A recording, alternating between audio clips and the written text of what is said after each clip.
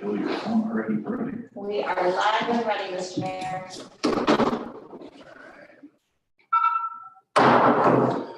Call the meeting to order of the regular meeting for the Saluda City Council for Monday, November 23rd. Roll call, Peyton. He is trying to join us here, so hopefully she'll get online here shortly. Nathan? Here. Sweat? Here. Colbert? Here. Morrison? Here. Rojas? Here. We do have a quorum. Everyone will join me in the Pledge of Allegiance. I pledge allegiance to the flag of the United States of America, and to the republic for which it stands, one nation, under God, indivisible, with liberty and justice for all.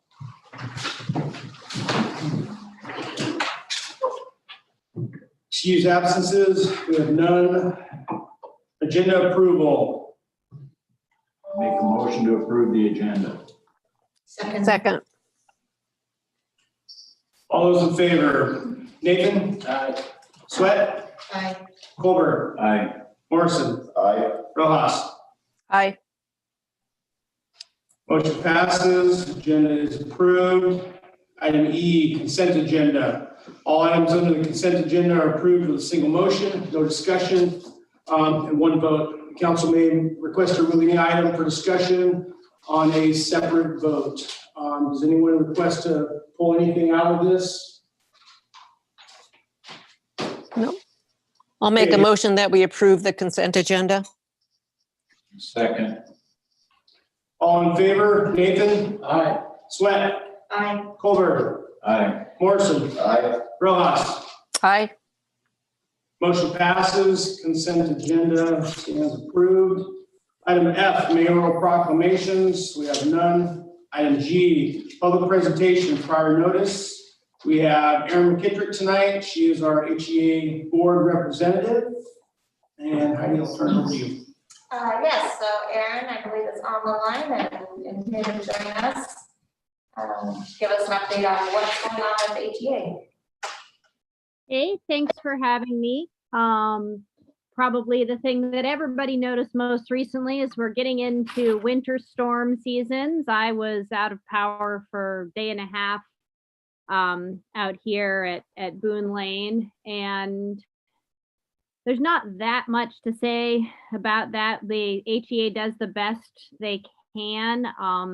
If they know exactly where there's a fault in the line, that allows them to just, cut off that section and use the Seldovia generator to power as many people as possible. But sometimes the storm conditions make it hard for the communication, so they don't always know until they can get the helicopters to actually be able to go and fly and see where that fault is. And so basically how easy it is to figure out where it is determines how long the power is going to be out, as well as just conditions for flying in general.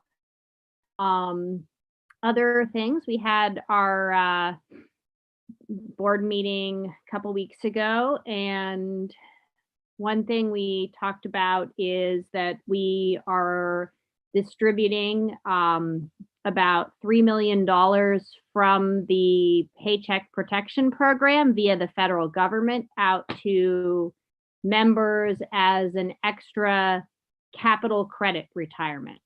And just a quick review on what capital credits are, because it's one of the confusing things about how co-ops work, is that, HEA is a nonprofit. So if we take in more money than in a year than we actually spend, which is normal because we need to have some padding for things like storms, all that money is assigned to belong to the members that paid it, proportional to what they paid it. And and that number exists on a piece of paper that it's that person's share. And then every year, we give back some of that money, usually starting way back in the past, to give everything we owe back to people from like the 80s or 90s, and then just sort of slowly working our way up in time. But because the purpose of the PPP disbursement from the federal government was kind of to help with pandemic relief, now that money is going to go to everybody who was a member in 2019. And so coming up soon here, I'm not sure whether it'll be a bill credit or a check, probably a credit on your bill for whatever portion was yours from 2019. Since 3 million is about 3% of HEA's total money, then it'll be about roughly 3% of the amount of money you paid, but not exactly. Other things we've been talking about recently, and this is particularly relevant to people who are seasonal residents and people who have solar panels and people who are just low users of electricity in general. Those people probably know that HEA has a charge called the system delivery charge, which basically means that if you buy less than 150 kilowatt hours in a given month, then you get charged this extra fee, basically. And we've had a lot of concerns and complaints about that charge over the years, and even more recently, and it's complicated. A lot of people think it's unfair, and we are sort of working at a board level now and discussing how we could potentially reform that. And so if people have ideas for what they think about that charge or ideas for how to reform it, we are, I always like to listen to people's thoughts. The point of having something like that is that it does cost a lot of money to just, do things like fix the power lines in the storms. It costs a lot of money to get power to people's houses. That's not accounted for in the cost it takes to make a kilowatt hour. But it's not necessarily the simple or fair way that we have it now. So that's the sort of an ongoing discussion. And then I guess in other news, we're working on our budget for 2021. We always do that in November and then vote on it in December. There are no real big surprises in that. A lot of the costs, there are some costs that are going up for HEA that are kind of out of our control. Costs to work with the new rail belt wide regulatory structure that got put into law in the spring, and then which includes a lot of new cybersecurity standards. So we've got to replace things like key cards on the doors and that have software that was from Russia or China, things like that. And with that, I'll take any questions if you have them. Mr. Mayor, Yeah, go ahead, George. I'd like to, hi Aaron, how you doing? Good. I'd like to hear some more about our outage on Saturday night. We have a generation system here and it was running and carrying the load here for town. I hear the helicopter thumping its way back to Homer and it's barely out of sight and the generator quits. What happened? Why did those guys leave without ensuring that the generator was going to run through the night if they couldn't get finished? It was a really unfortunate timing and coincidence. They didn't know that the generator was going fine and nobody knew that the generator was about to die, or they wouldn't have left in that case. I asked that myself, and because they couldn't get me all the details today because they're scrambling to fix other outages all across the system. But the best I could figure is that it's just the generator was not, the problem with the generator wasn't known until they already had flown off. And the Port Graham and Namwala, their generator was also not working. Yeah, I believe we had problem with the thing running out of fuel. There's a small tank inside the day tank that ran short, or was the filters were plugged up or something like that. That you're sort of saying that it did not run out of fuel, but it died for some other reason. I'm saying that I was asking, obviously this happened really recently, and so this weekend, and so I called the, I'm not the person who fixes the generators or the power lines. I called this morning and tried to get information from them to give to you guys tonight, but it was such a short time frame, I couldn't get all the details. So I think I'm right, but I might not be right, and I will definitely send along. I can send it to email, to Heidi's email to distribute to you guys when I get the actual details that they couldn't get me in time for this meeting. Okay, really good. I'm not trying to give you a hard time. Just everybody in town is asking us to ask HEA what's happened. And I know, and that's the thing that I asked this morning, and it's like, okay, I'm talking to the city council, what can you get me for now? And they couldn't get me that much beyond the Facebook post for now, because apparently, let's see what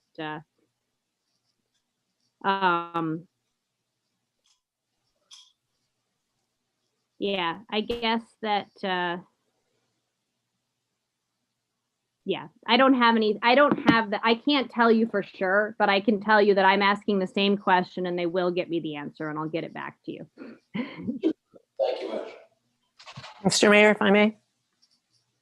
Yeah, Mr. Amy, Mayor? go ahead. Yeah, thank you, Aaron, for your update. And I'm going to follow up on what George is talking about.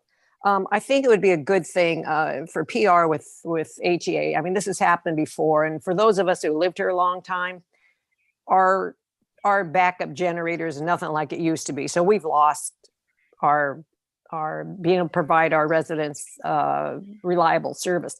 But I guess my question is, it would be great to find out what actually happened, because people are asking city council, and actually know what's been happening in the past. Is it a similar related situation? And also, I think maybe to put into the protocol, when the crew comes over, when they, bless their heart, they come over on the helicopter, and that line crew come over, there should automatically be a generator person who comes over. And I would suggest that they do not leave no matter what, because this has been the situation. The generator dies for whatever reason why, and the rest and the community here is wondering, does somebody just need to push a button or what? So I would suggest that either the city council does a request, or you, Aaron, can, if you want a letter from the city council, if the city council agrees, that we actually ask to be put into the protocol that when power goes out and linemen come over, that a generator person comes over and spends a night or two. Thank goodness on Sunday, the weather was good and the person was able to get over. But those are just some questions I have and recommendations in moving forward to try to eliminate, because we have a problem, and we have a generator in town, and I realize that power, when I used to live out the road, used to be out for a long time, but in town it was always on. But okay, thank you, Mr. Mayor. And to follow up, Yep. I think if you could send a letter, then I can take it to the board of directors for December. That would be helpful. And also, if you request, I think I will try to get the information to you as best I can, but I am not a generator technician myself, but I could probably get potentially get the person who's actually responsible for maintaining that generator to speak at a meeting if you guys are interested. And so the questions could be asked directly of the person who knows the technical aspects. If that would be helpful to you, and you guys were interested in writing some kind of letter to that effect, I would be happy to take that to HEA and see what we could get as far as that better communication. Thank you, Aaron. Yeah, and I just have a comment as well. Yeah, I think we'll definitely be looking at doing that. I mean, I'm hearing the sentiments of the council, and I know I fielded a number of calls myself this weekend. I didn't have a lot to say, other than what I got relayed when I talked to Heidi directly. One point here, I did talk to the project man, I forget his name, the project manager from HEA, he was here about a month ago when they were working on some other issues. And I just flat out asked him about the communications problem, because this generator's got the technology to obviously be started remotely. And that for the first couple of years, I mean, they had a number of problems after the repower. I know, and he told me, he said they had basically, about 99% of the bugs worked out on the remote start aspect of it. So yeah, I mean, there's just a lot of unknowns here, that, like Vivian said, I think the community has lost our sense of, reliability here. We pretty much getting to the point where we're not real sure if that thing's going to go. We were real fortunate the other night because it wasn't very cold, but I mean, we don't want to get into a position here where we have another one of these big nasty cold snaps and then windstorm and our generator goes down without the ability to get it restarted here. So obviously, number of older folks in the community, probably a number of, apnea machines, breathing machines, what have you, which gets a little concerning for places that don't have an additional little suitcase generator to, power that stuff up. So I think we'll be looking at writing a letter and just, wanting straight answers. That's all we're looking for, to know if there's still a ways down the road before we have a certain amount of reliability, or if this was just kind of a fluke deal, and they didn't have the ability to do a remote start on it. So yeah, that's my only comments. Do we have anybody from the public, Heidi? Yes. We've got Miss Laurel Hills. Hi, Laurel. Hi, Mr. Mayor. Can you hear me okay? Yep, loud and clear. All right, great.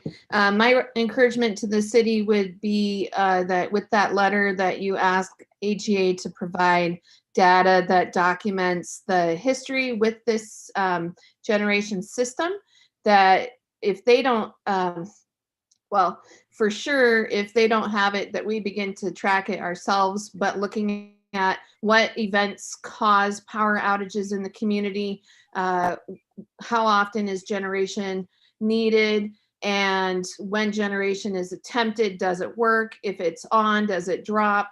Just actual data, actual record keeping for us to know, because at this point we have obviously a systemic issue that exists with this generation, and we have a very similar set of responses each time. And I think that data has power, and I guess that's probably ironic, but I think it's speaking when we're able to say, listen, we see this trend. This is happening consistently.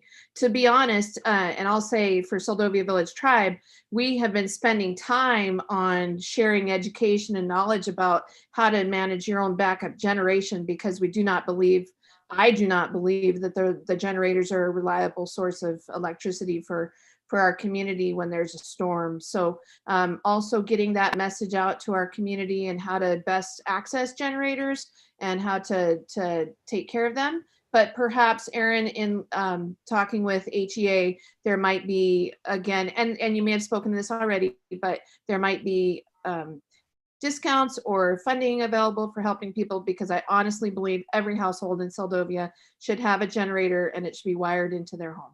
Thank you.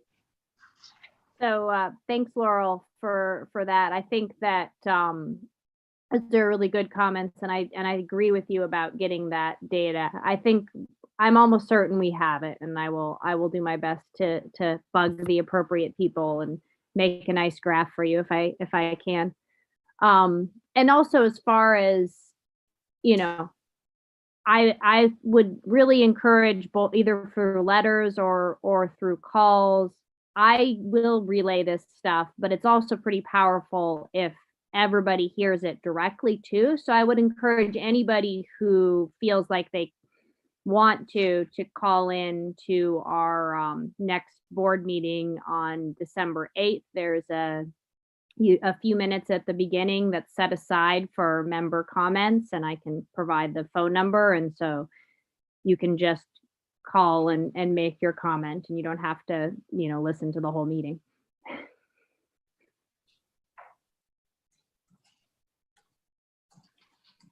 Okay, thank you, Aaron. Anyone else from the public? I'm not seeing any additional hands. Any other council comments? Pearlie? Yeah, it seems like this generator, since we've got this new one, I think we spent a lot of money on it, and I know our electric bill's gone up several times, and if that was an automobile that I purchased, I'd be taking it back to the dealer and seeing if they could figure out what's the matter with it. Does ATA get any kind of a kickback or any kind of assistance from the company that supplied that setup, or is that ATA's own concoction that they put together?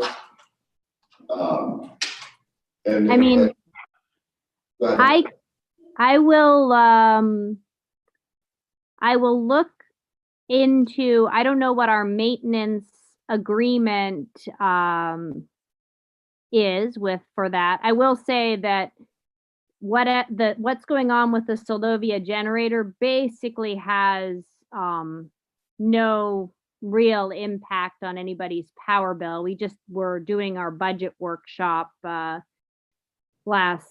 last week, and the amount of money that gets spent on Soldovia and Port Graham generator expenses is somewhere on the order of a couple $100,000 out of about $100 million total budget. So that isn't going to be making the difference there. Now, is there something that we could get on warranty, or is there a way to get our money back on whatever part of the system doesn't work? That is a good point, and I can actually bring that up when we finalize the budget for that area next month, because we'll be voting on our final budget for all parts of the system next month. Well, I would think that they would either have to send a representative or at least reimburse you for the maintenance crew that has to come over and fix the problem, unless it's ATA not up to par workmanship when they installed it. Another question is so what you're saying, if we conserve power and put up solar panels and maybe a wind generator and stuff, we're not going to pay for the kilowatt hours that we use? We'll be paying a flat rate? Is that how I understood that? No, basically everybody will still pay for kilowatt hours they use, but but basically the kilowatt hours, there's basically two components. We don't have any proposals right now to change the rate structure. We're still talking about it, but basically the costs of power are in kind of two big chunks. One is sort of the fuel and power plant costs, and that's kind of like the cost to actually generate a kilowatt hour, which is about 8 cents. And then the other 16 cents is basically all the rest of the system, the grid and the power lines and, the billing and depreciation, everything else. And so if people use less power, which actually has been happening which is great. People's appliances have become more efficient, or lights have become more efficient. And so over the past decade or so, the per household use of power has dropped pretty significantly. And that reduces that cost of fuel, but it doesn't reduce the cost of anything else. And so what ends up happening is that if we just recover all of that in the per kilowatt hour cost, that means that the less power people use, the higher the rate has to be. And so if you had a hybrid structure that had some flat fee that covered part of the grid costs and some per kilowatt hour fee, it might more accurately reflect the actual costs of getting that power to people. But probably any change we make would be small. There would be like going all the way to some kind of flat fee is not something anybody has actually proposed. Yeah, I guess I'm still not really understanding it, but that's probably not surprising. It's hard. That's actually one of the issues, is that it's hard to design, and we were even discussing it in our meeting, that if we do change anything, we'd like to make the rates more understandable, not less. We have a problem as it is with not being able to communicate what's going on really well to our members. And I think everybody's interested in making sure that the rates are something that people can understand, hopefully better than now, not worse. So is there an estimate of what each household should use? And if they don't use that, then it's just kicked up to whatever HCA wants it to be? Yeah, that's Or- the system we have now, which is 150 kilowatt hours a month. And so that's it's not exactly like you're saying, but it's pretty close to that. And so a lot of people that don't use 150 kilowatt hours because they get power from solar panels, or because it's a summer home, or because they're just really efficient and have a small house, they get hit with that extra charge that other people don't.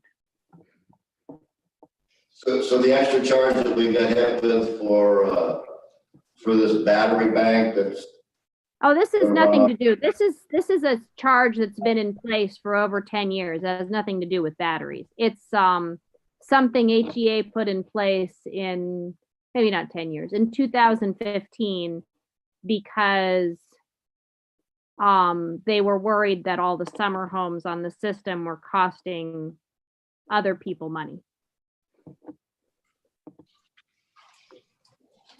okay, thank you. Yeah, it's just basically helping to even things out, so don't go buy your wind generator yet. John? Yeah. This is just the way I think about it, is you take the total cost per kilowatt hour on the whole system, for a kilowatt hour per minute, whatever they charge by. You take the total cost of that, and that's what everybody pays the same rate. It doesn't matter if you use 100,000 kilowatts a month or 50. You pay the same price. The system's only going to put out so many kilowatts an hour, and everybody should be paying the exact same price.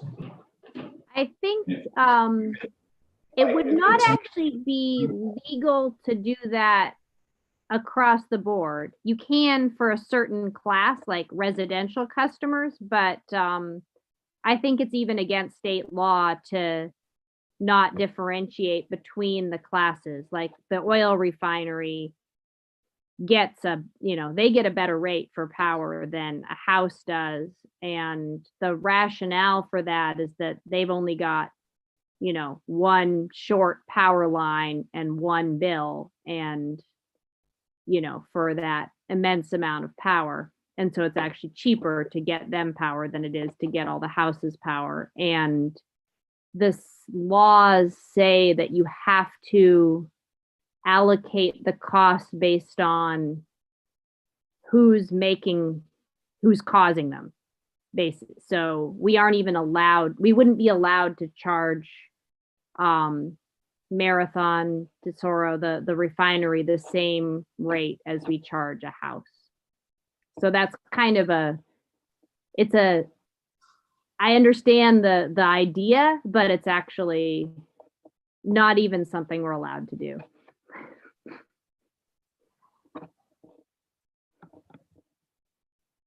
All right, any other questions, comments?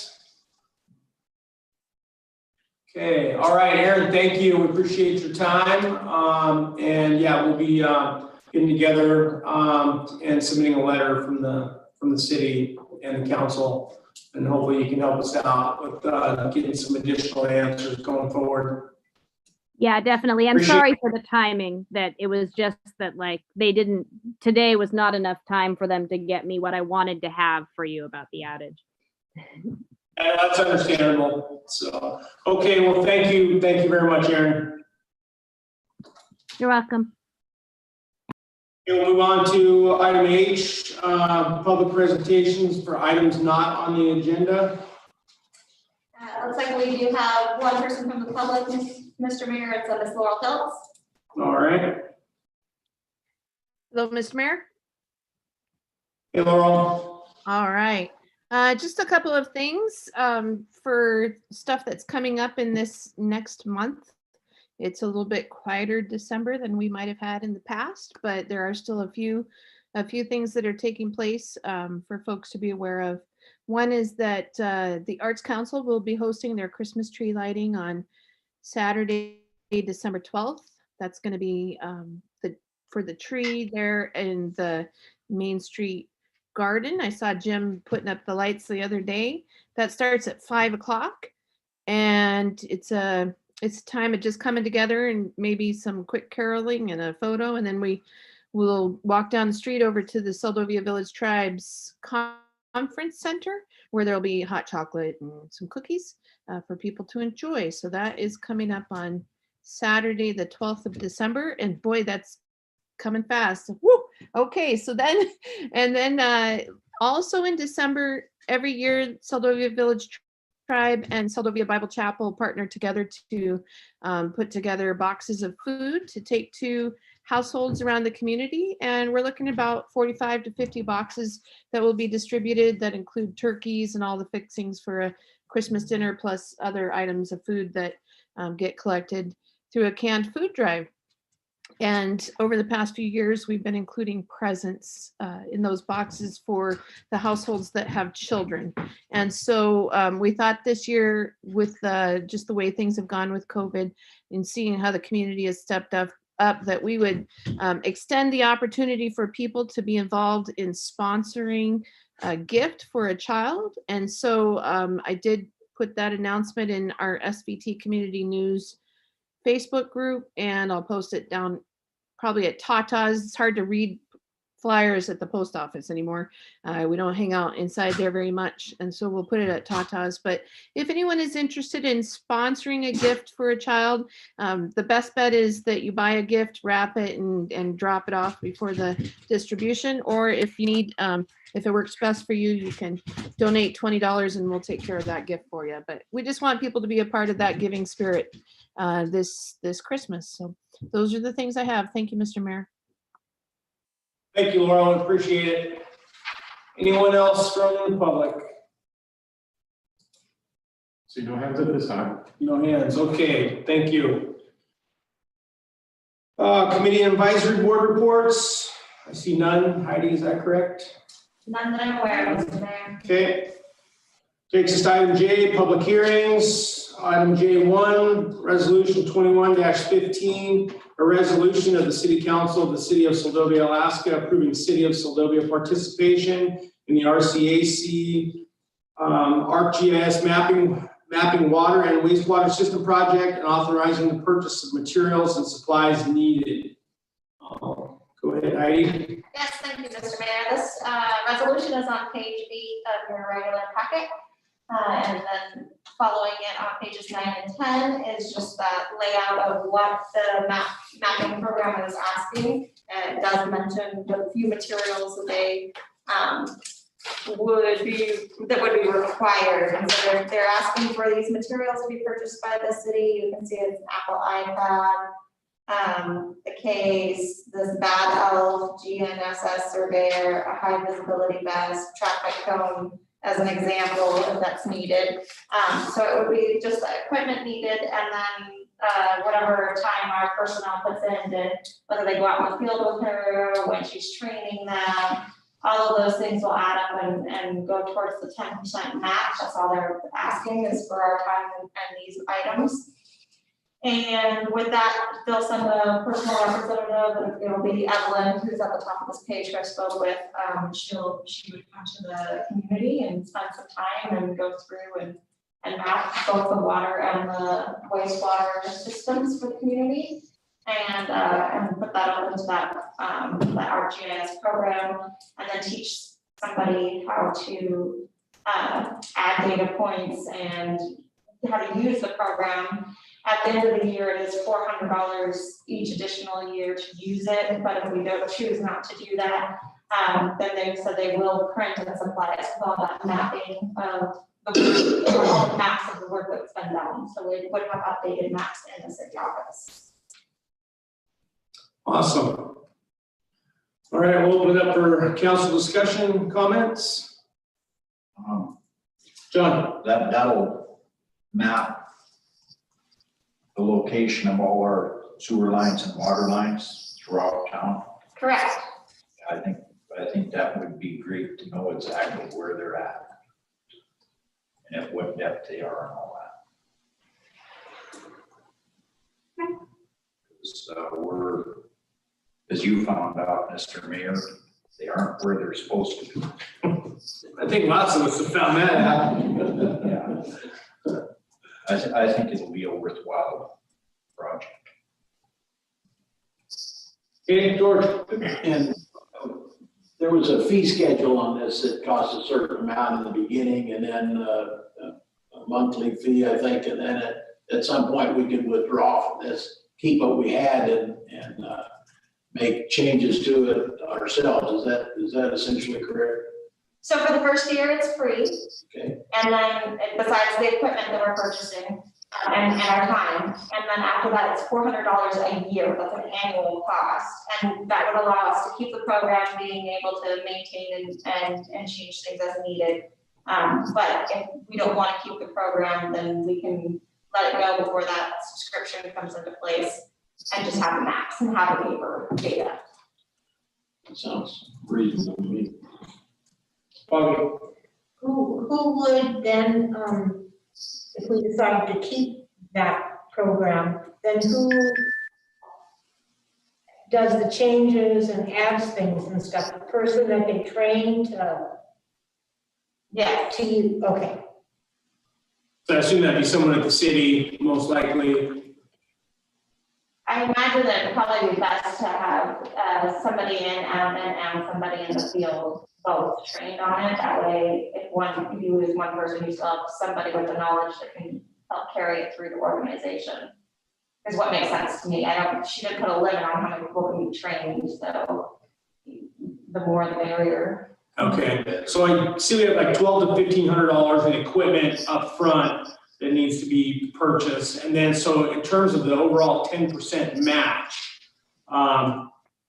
we have, I mean, just so there's no surprises here, are we anticipating thousands, or did I miss that somewhere in here? What that might entail? I asked for a direct number, and this is a grant program that they receive, and then they go out to the communities, so for her, she said it's just really equipment and time. There's nothing extra that should be on top of it. Okay. So. Okay, so we might be looking at a few $1,000 or something. Yeah. Okay. Okay. Mr. Mayor? Yep, go ahead, Vivian. Yep. I was trying to get clarification. So under $2,000, we can get the equipment we need. And then I guess, has anybody, Jeremiah, in your work, have you ever looked at these maps to know that they are maps that if we chose to not pay the $400 a year, and we had maps, do we know what they look like? Has anybody used this program before? Or have we seen examples of what this mapping system looks like? I have not seen personally what this particular one looks like. I mean, I've seen certain mapping programs, and they're fairly accurate with details in terms of elevations and routes. I don't know how this technology is going to work here per se, but obviously it sounds like it's whatever they're going to do, it's fairly detailed. Right, and they're going all around Alaska, so we're just one of the spots that are being recognized. Well, it's something that we definitely need, so I'm in support of the initial cost. The $400 a year is to be seen if it's worth it. And I guess the question I have is if we were to drop it for a year and then could we jump back on? Would that be something we could do? I could look into that further, yeah. And yeah. Sounds fairly And so flexible, where is this $2,000 or roughly with the equipment? What account or what department is this coming out of then? Or where do we have the money for this? Well, this would have to come out of probably water and sewer, some admin, there would be some admin use in there. It would be allocated across the departments, but I would imagine the largest chunk would be out of water and sewer. Okay, thank you, Mr. Mayor.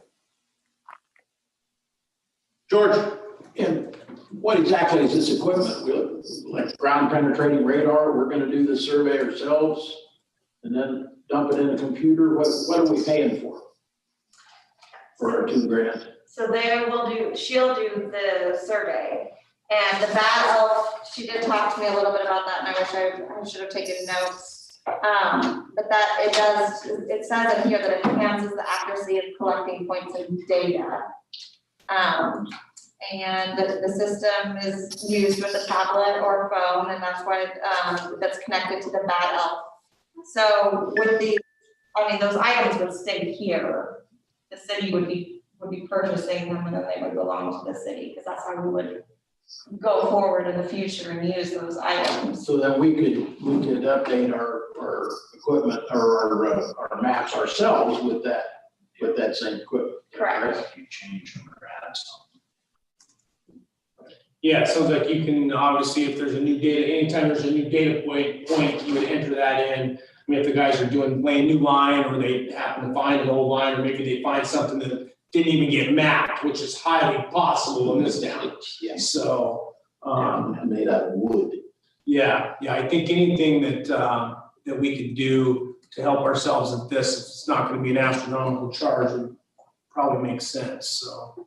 At least give it a try and see, if it's something that has some value.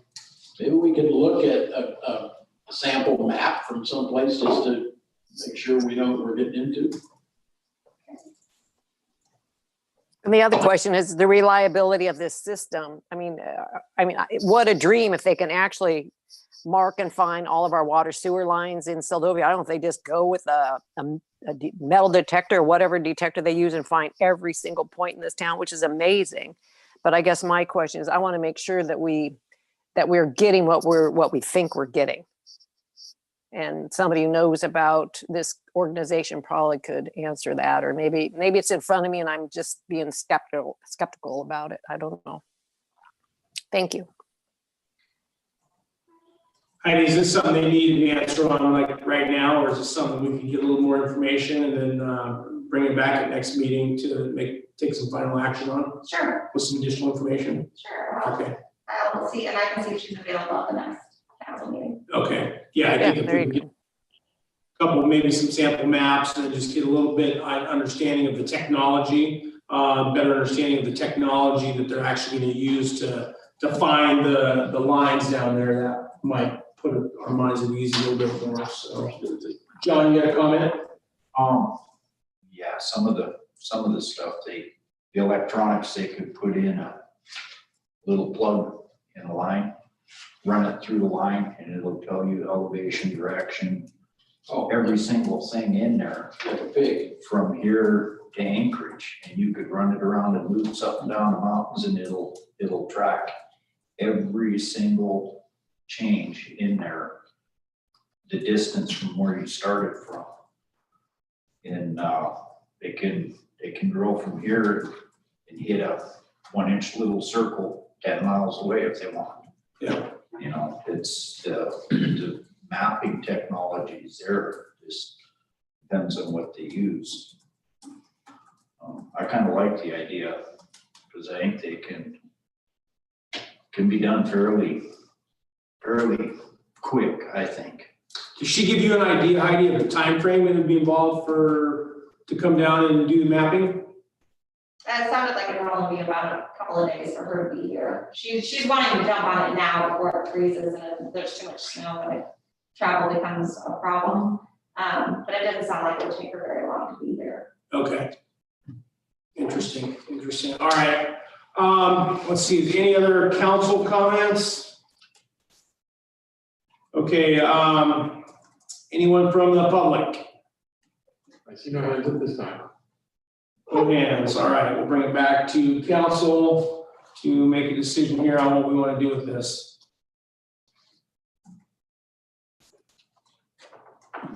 George? I move we take this to the next meeting and have a little more information and then take some action then.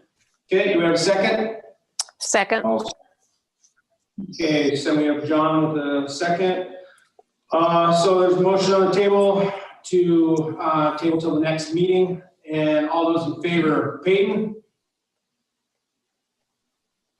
Can you hear me? I agree. Okay, Nathan? Wet? Right. Colbert? Aye. Morrison? Aye. Rojas? Aye. Okay, motion to table carries, and so we'll bring that back at the next meeting. Item J2, action memorandum, 21-05, City Council Statement of Non-Objection for the renewal of the Linwood Bar Package Store License, Liquor License number 657, and the Linwood Bar Beverage Dispensary Liquor License number 656. Staff. Yes, thank you, Mr. Mayor. So this comes around every 2 years. They go to the ADC board and they request that renewal of both licenses, and then it comes to the city council as an action memorandum. That information is in your packet. Starting on page 11 is the action memorandum, and then both applications follow from page 12 to 37. Okay, thank you.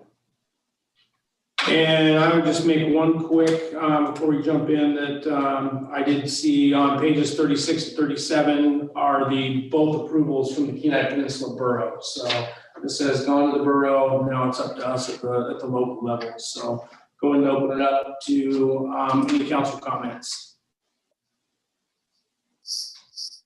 Mr. Mayor? Yep, go ahead, Vivian.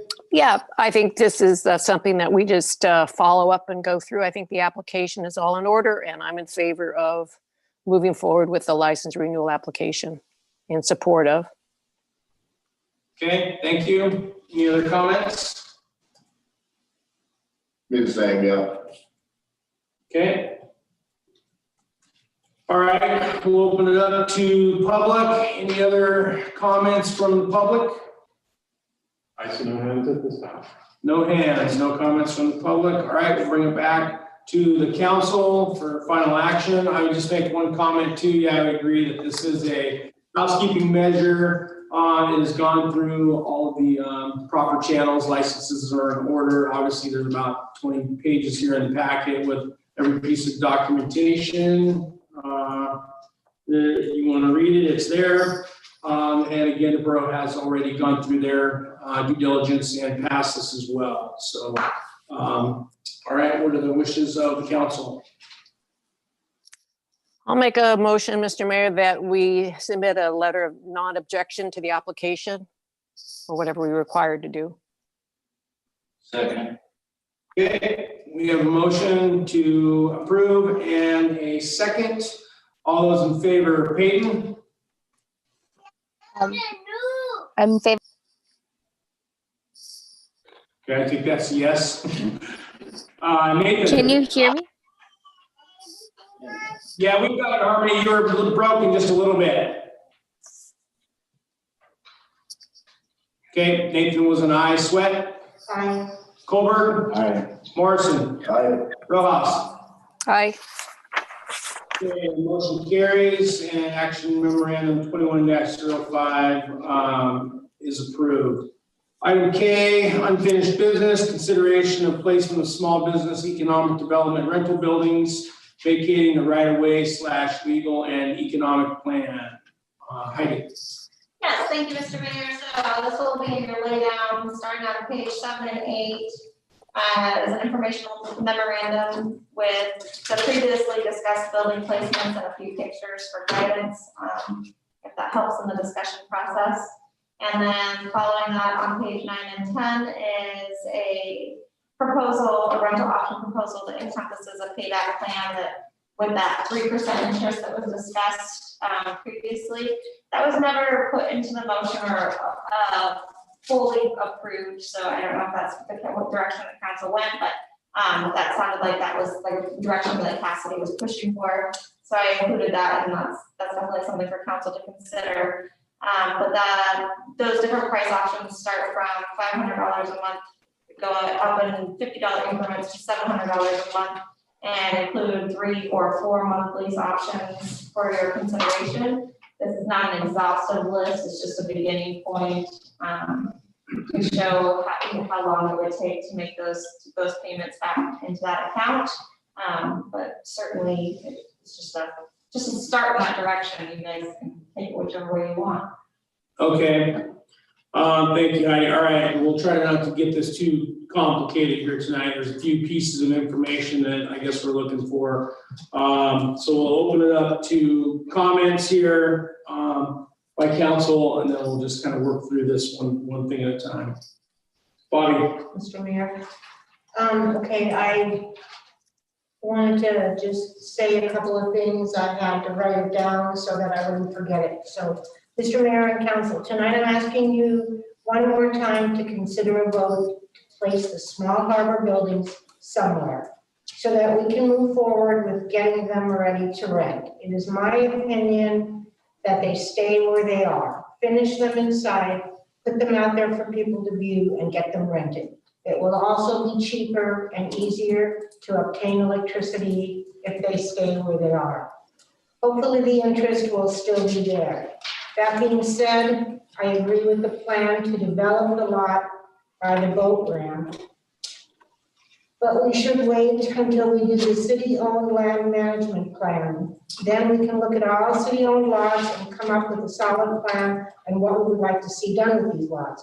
I do not want to do things halfway anymore. We really need to look at things, develop plans, take all things into consideration, and then make a decision based on all that information, so that we don't have to look at the same thing over and over again, at least for a while. Thank you for your time. Thank you, Bobby.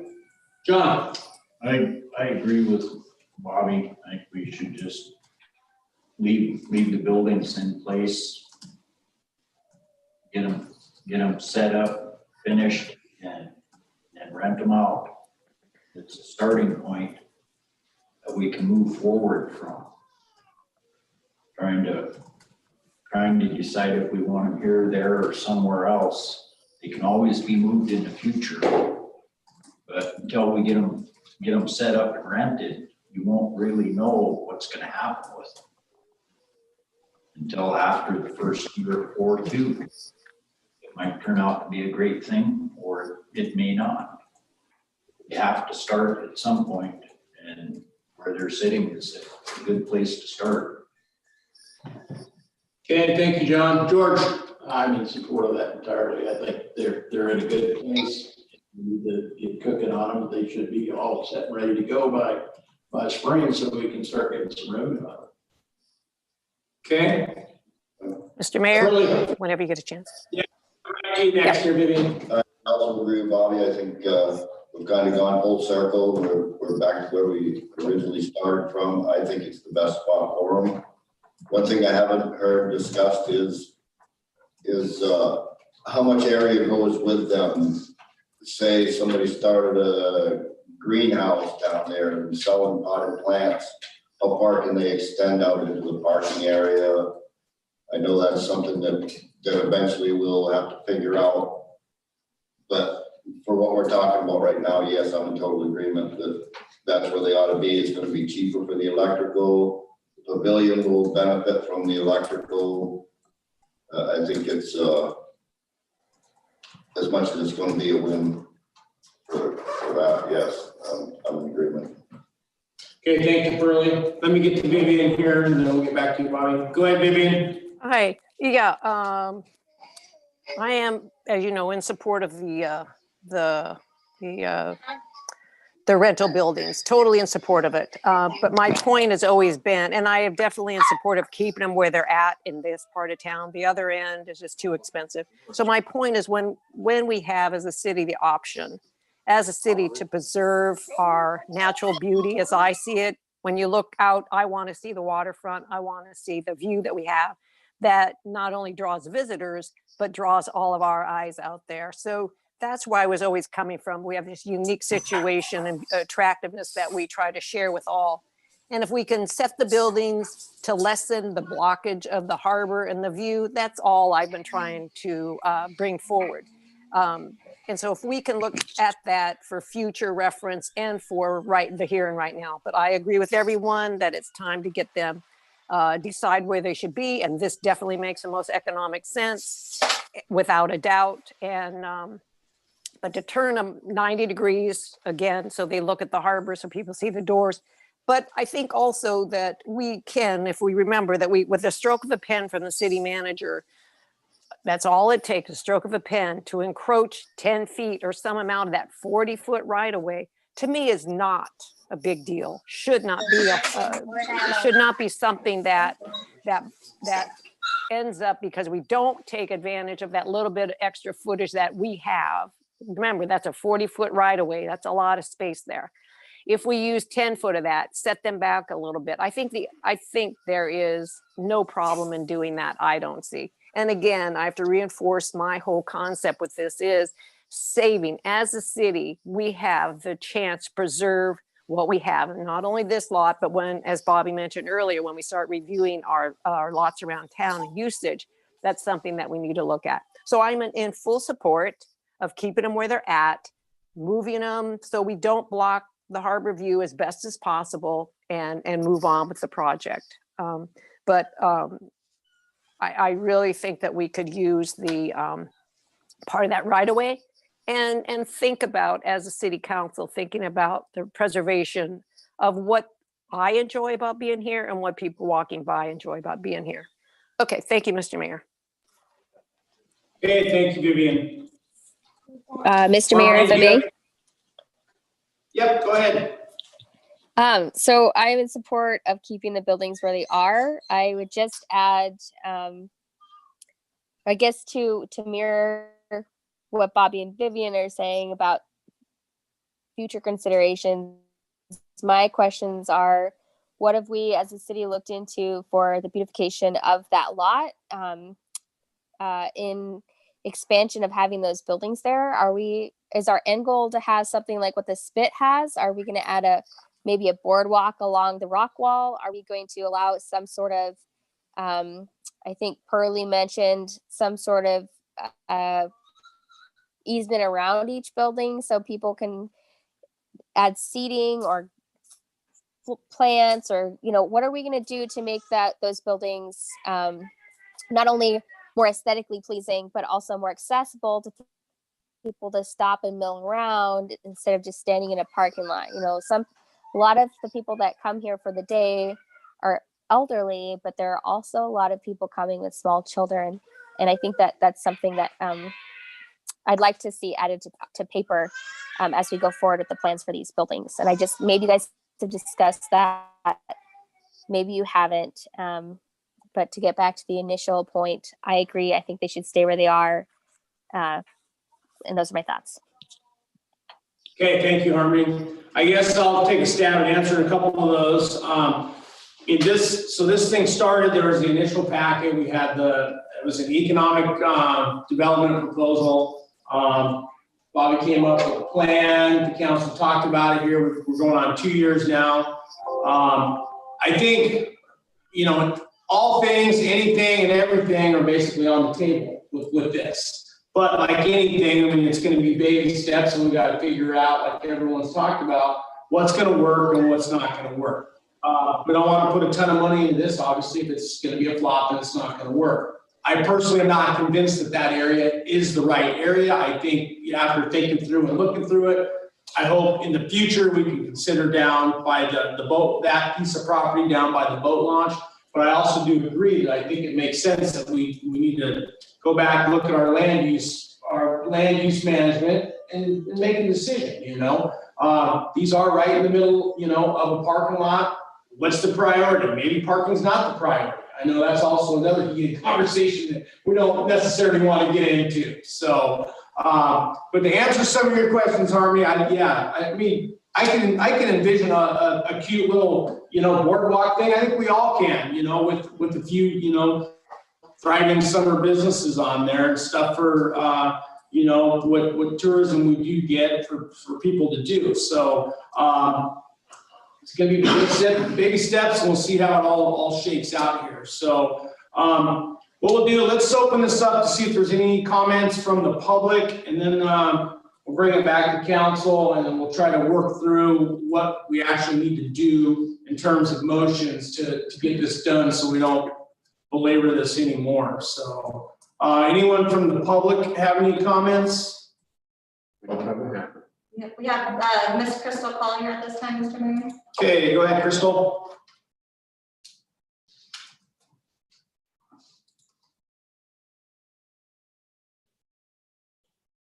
Crystal, can you hear us?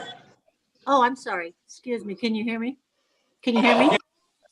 Okay, it kept popping up, stay unmuted, so I wasn't sure what that was. But I just had a couple of comments because they're directly across from the tribal building there. And so in plain view of us, and I am not offended by where they're at necessarily. I am offended by the look of the building. I think it's not conducive to Seldovia and what the look should have been.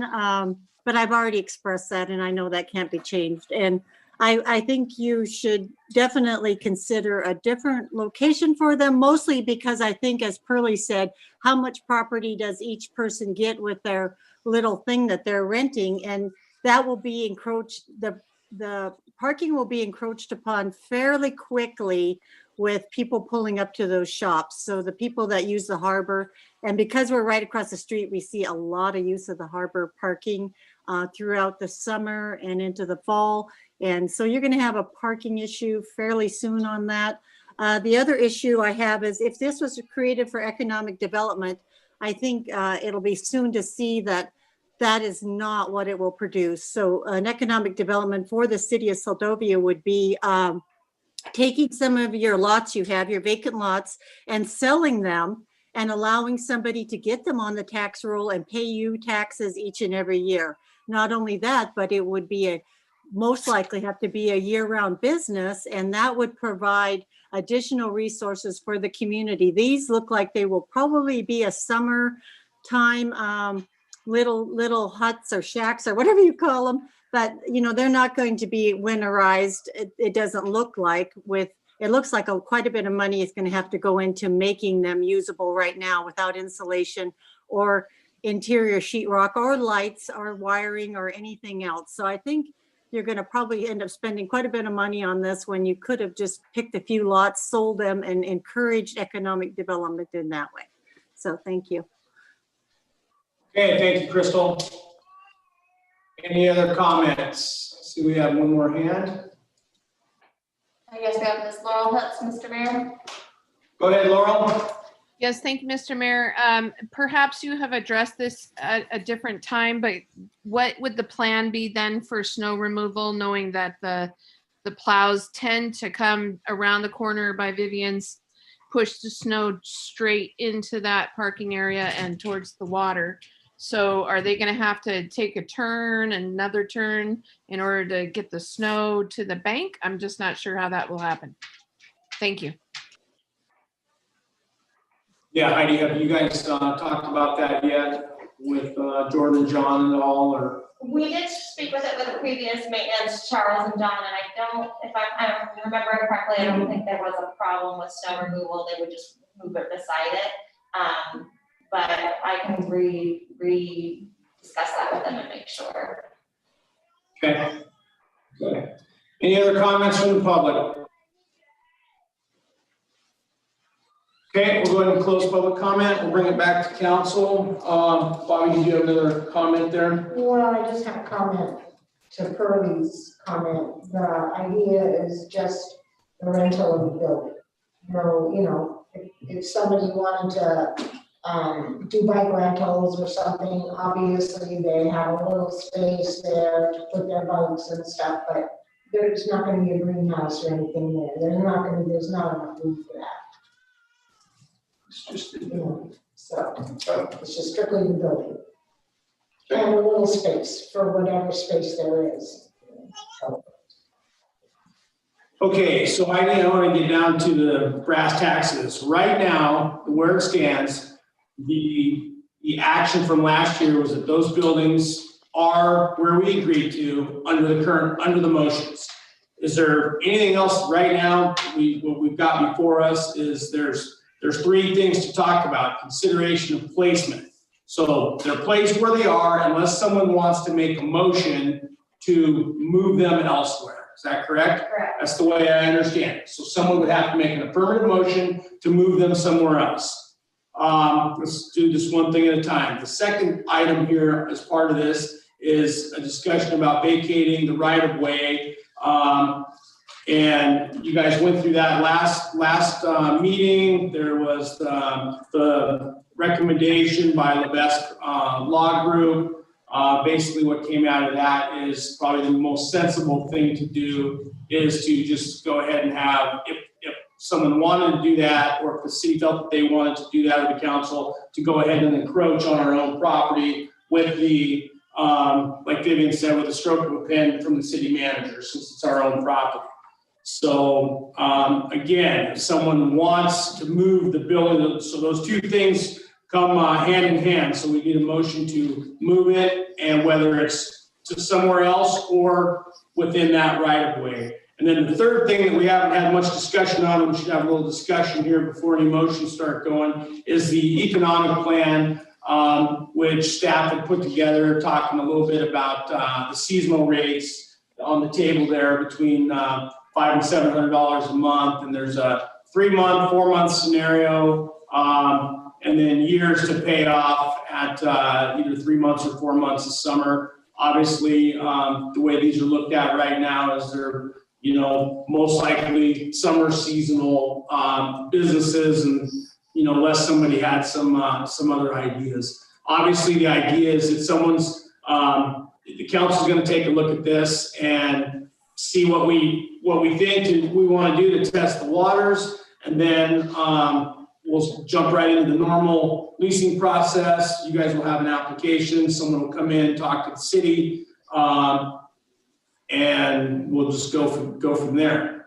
I mean, you're not going to bring that all back to council, are you? Or I mean, you guys will just negotiate with them, sign a 1-year lease or 2-year lease or whatever the case may be. My only thing would be, I would suggest we probably go do year to year to avoid at the beginning here, because we will find out if we have problems down there with, congestion issues, kids running every which way. I mean, I don't know, there can be a myriad of issues. Maybe there's no issues, but maybe we do this, from year to year until we get, we look back at the city land use plan, and then maybe at that such time, council comes back and says, hey, it's time, or maybe it's never time. But we want to make sure whatever we do, we leave the city with some flexibility, and at the same time, trying to make it appealing enough to where summer seasonal businesses will want to come in. Hopefully, they can make some money, and the city will get a little bit of money on it. So,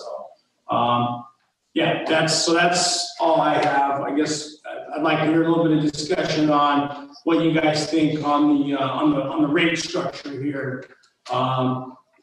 Mr. Mayor, if I may. Mr. Mayor, if I may. Hi, Vivian. Yeah, I guess I was, Go ahead, Mr. Mayor, Vivian, okay, all right, thank you. Yeah, I was looking at the costs that we were looking at, or the rental fees, and I guess I was wondering where the numbers came from, because I guess in the economic plan of paying this back, we're looking at in the fees, so it'd be an HEA, so it'd be an electrical fee that we're trying to cover maintenance. So you got utility costs, maintenance, and then insurance that would be the city would put forward. So I guess I was wondering where the dollar amounts came from, if they're based on some sort of formula. And the sooner we can pay him back, the better.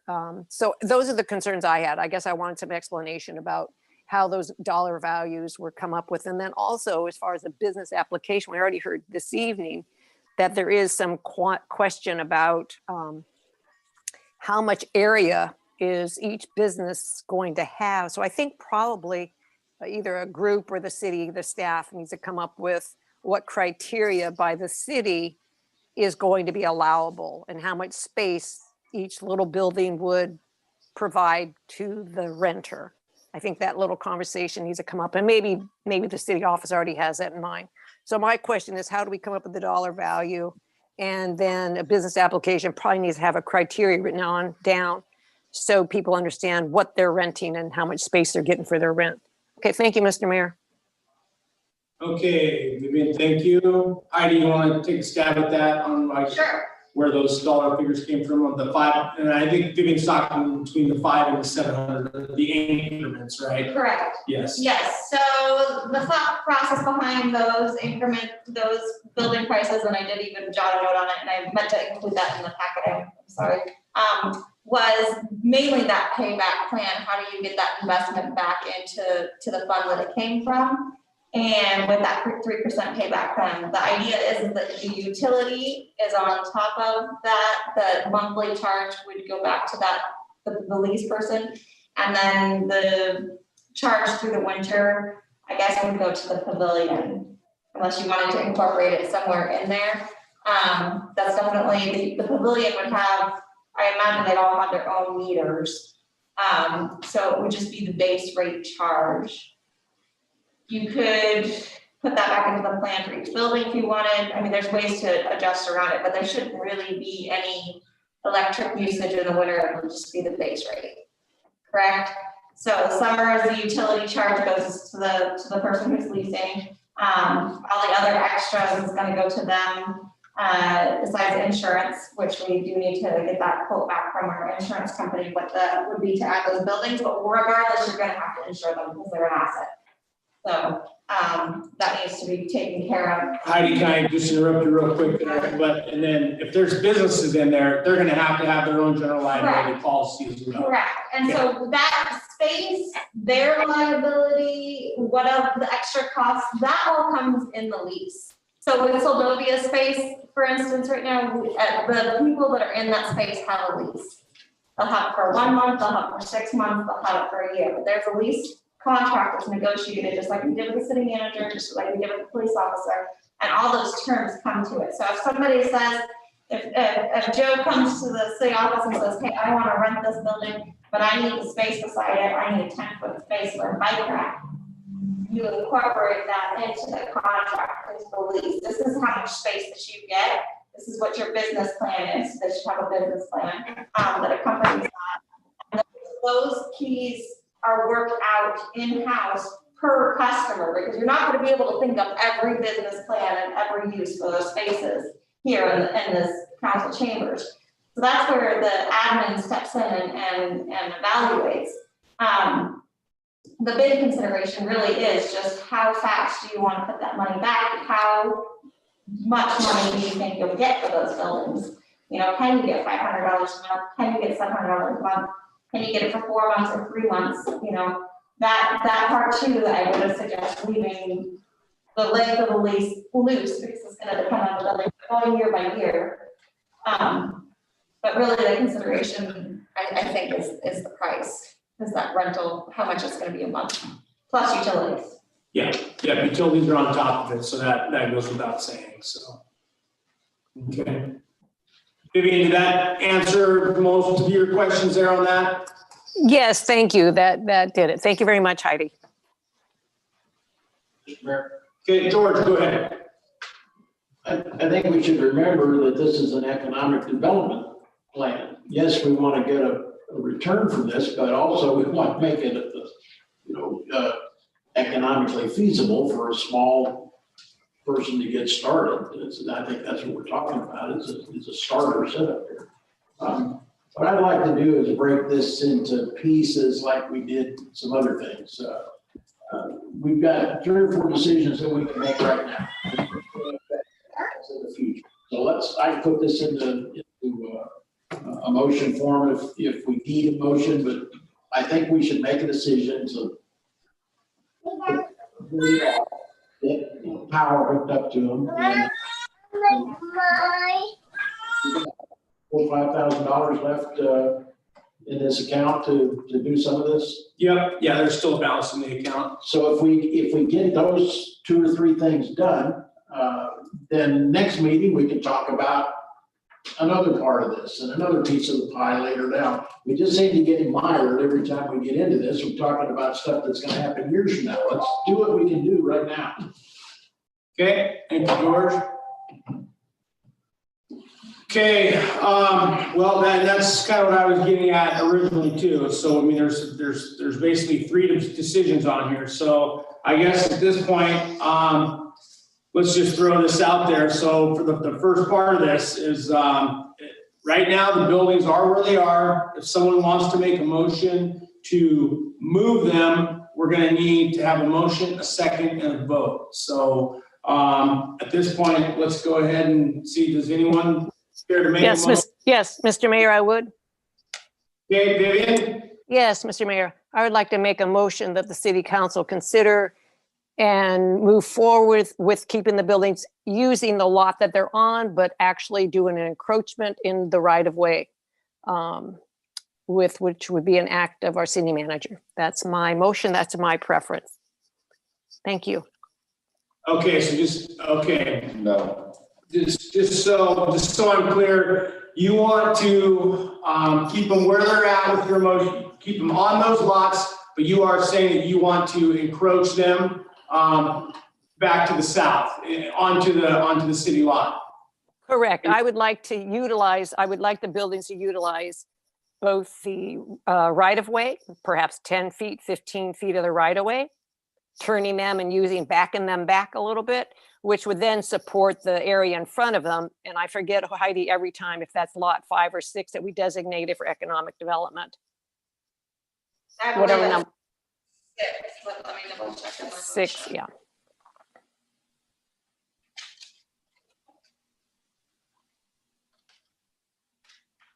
So you're saying that would then that would then slide them closer to the pavilion, originally like you were talking about, and turn them 90 degrees. Turn them 90 degrees, scoot them back about 10 feet or thereabout. And that way you're utilizing more space in front of them to take care of the parking issue, which I heard this evening, and or design of people to feel more comfortable, more inviting to them. I just think personally that it would behoove us to do that, to utilize a 40-foot swath that's not being really used right now, except for it has trees growing on it, which is encroachment right now.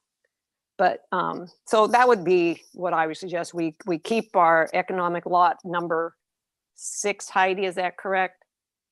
Yeah, I think in the original motion, it was put on 5, is what we have it on the record on. I'll have to go back. and listen to those Okay. minutes. I always get it confused. So whatever lot that we have in the prior motion. Yes, so Jeremiah, is that clear enough or is that confusing?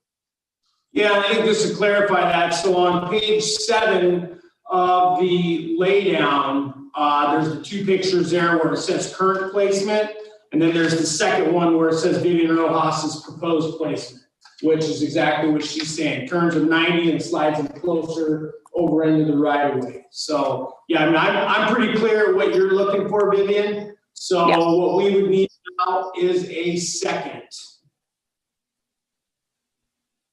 Do we have a second? Okay, we do not have a second, so that will die on the table. Okay, so with that being said, unless there's any other motions for moving those buildings, then they will stay where they're at for now. Any other motions to that effect?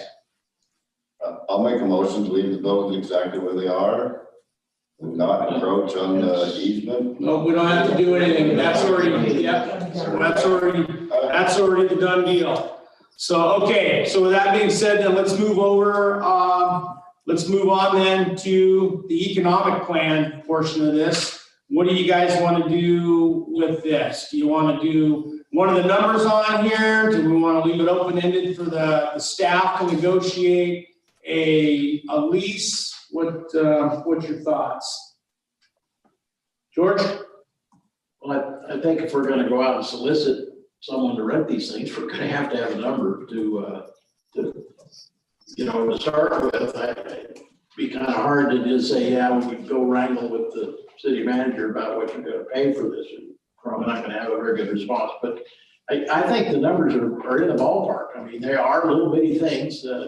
$500 seems to be pretty reasonable to me especially with the idea that we're trying to encourage a small business startup with these things. Yeah, so you'd be looking at a couple $1,000 for the summer for someone to get a roof over their head and throw a shingle up and call it their business. Well, I've been talking with a guy that's interested in a year-round thing, so. Gotcha. Okay. Bobby, do you have a comment? George? No, not right now. No. Matt? Heidi? From working with the recent negotiations and contracts, the idea of leaving open-ended, I would suggest that you would at least leave some wiggle room, like if you're gonna pick a price range, pick it between two price points, possibly. You want to go lower than this, you want to go higher than this, because like you said, if you have somebody who wants to be in there year round, if you have somebody who wants to put a flag rack up, if you want, those are points that we can negotiate. Okay, you're gonna use a little more space outside the building. Yeah, might Okay, cost you an you're extra gonna be $50 in- or $100 a month. Yeah, you're gonna be in there longer, so maybe the price is a little less a month because you're gonna have a longer term contract. Without having to come back to the council every time for every lease. And that is an option that you can leave up to the management team to say, no, okay, this is their business plan and this is what they're using, so this is what they're gonna pay. That's just an idea. I say we got that as a starting point for price. And if they want to go for 12 months a year, yeah, they can pay less. Okay, so basically we're looking at the 500 to 700 as a guideline for the administration to work with and see what bites they get. So, okay. Isn't there one of our codes that if you have a business, you have to have parking space? Is that correct? No. There is. There's lots of parking down there. Well, I mean, in front of your business. Early. That's a sore subject because there's only 3 businesses in town with parking. There's only a couple of us that actually comply with that. We make these codes and then we don't follow them, so I just was wondering about that. Which was part of my statement about areas around, how much space have you got around the building? Do you have enough room to park? Well. Yep, go ahead, Bobby. Basically, Curly, what's gonna happen is those things buildings are so little, you can, I think to make it easy, you can easily tell somebody, each building has the same amount of space. And if you would like to have something larger, then you're probably going to have to invest and buy a building that's for sale. And as far as the parking is concerned, that's a whole nother can of worms. And right now, there's plenty of parking down there. I guess I'm just playing devil's advocate to what the questions are gonna be when we lease one of these buildings. What's the leasing gonna ask us for questions? And that's gonna be one of them. Mr. Mayor, if I may. I think the city's gonna have to deal with that. Yeah. So go ahead, and Vivian, I'll get right back to you. Yeah, we can include that in easily that, you have to supply because it's by space of the building, and I would have to look at the code directly what it is. But you have to supply 2 spaces of parking in front of the building at all times, so that they're not having, they're not parking in front of it, having other people parking in front of it at all times to congest that area. It could be incorporated into that lease. It's a great suggestion, but it needs to be transient parking for people who come to use the space or using the outer parking lot area as well. Yeah, and in this case, that's kind of a unique situation because it's in the middle of a parking lot. So we can probably get a little creative there on that one and still meet the intent of the code. So Vivian, go ahead. Yeah, I agree, Jeremiah. I think that the city offices come up with a pretty good price break. I'm in favor of that 500, 700, and I'm sure that the city office, in their due diligence, will work with individuals, and I have full support that they're going to be able to put this together for us. I did see that we even have under the limit of user groups per building that it says to not exceed 3 user groups per building. So depending on what you got, you could have 3 people sharing a building, 3 different businesses coming out of there, which would break down their individual fee by a lot per month. I don't know if we want to have a little discussion about that, or is everybody good with that? Yeah, Bobby, go ahead. Vivian, if I can add, yeah, I think the thought process was that possibly, you know, somebody that's got little things to sell could go in with somebody, but one person will be responsible for the lease, only one person. Good plan. Because that's the easiest and best way to do it. So, but yes, more than one person could be in there. Yeah, and again, I think that's why the year to year is so important. We see how this shakes out, and if there's problems, and obviously for year 2, you know, okay, we have to rethink this. So that to me That was is good. That was my question. We're doing this just by the year. Evaluate at the end of a year. that's my opinion. I think if I you would guys keeps us with all our options open here. I would agree with that. Move forward. So I think, Mr. Mayor, Yep, go ahead. what we're looking for now is a price to start at. And I heard suggested somewhere in between, so 600 a month. Is that what we need to settle on? No, I don't even think we need to actually, yeah, I think we'll just leave it up to them. But we work within that range. If this range is acceptable to council, then that's what these guys will work with. And again, through the caveats of the lease, maybe it's at the 500 range, or maybe, you know, there's a couple little things they want, and it's, you know, it's approaches the 700 range. And then you guys have the flexibility with, you know, if there's an extra month or 2 that they want it in there, we know we're going to be able to get an extra $1,000 out of the summer, maybe the last 2 months. The really shoulder seasons are discounted because we know there's nothing really going on during the shoulders, you know. So I don't want to get into having us to have to do, you know, manage that. That's you guys as the administration's job to go ahead and manage that. So, but then obviously we look at the end of the year when we have a recap.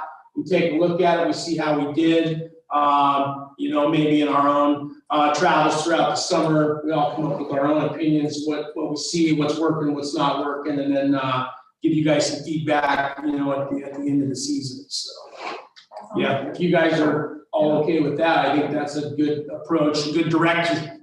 You clear with that direction then, Heidi? Yeah, I think that sounds great. We'll move forward with where they are. We'll get the electric, and then we'll start advertising for renting after we finish up the space. Most of the supplies are already on the way from Home Depot, so we'll be able to finish that up this weekend, or this winter, excuse me. Hopefully get the electric in place, and then.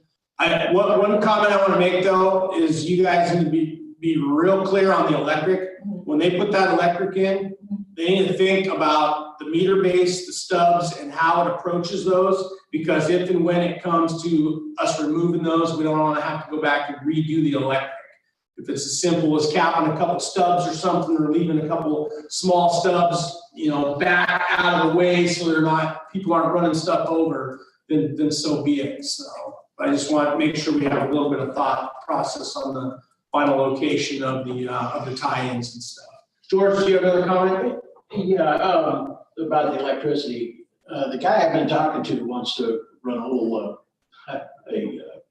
Generator. No, he wants to do a monitor stove repair deal, and he's got experience in this and whatnot. One thing he needs is 220. Is that going to be a problem? Shouldn't be a problem at all. Send them to talk to me. The what? Send them in to talk to me. we can work out a deal. If he's Okay. really interested in cities, send him in, Oh, especially right I now. will.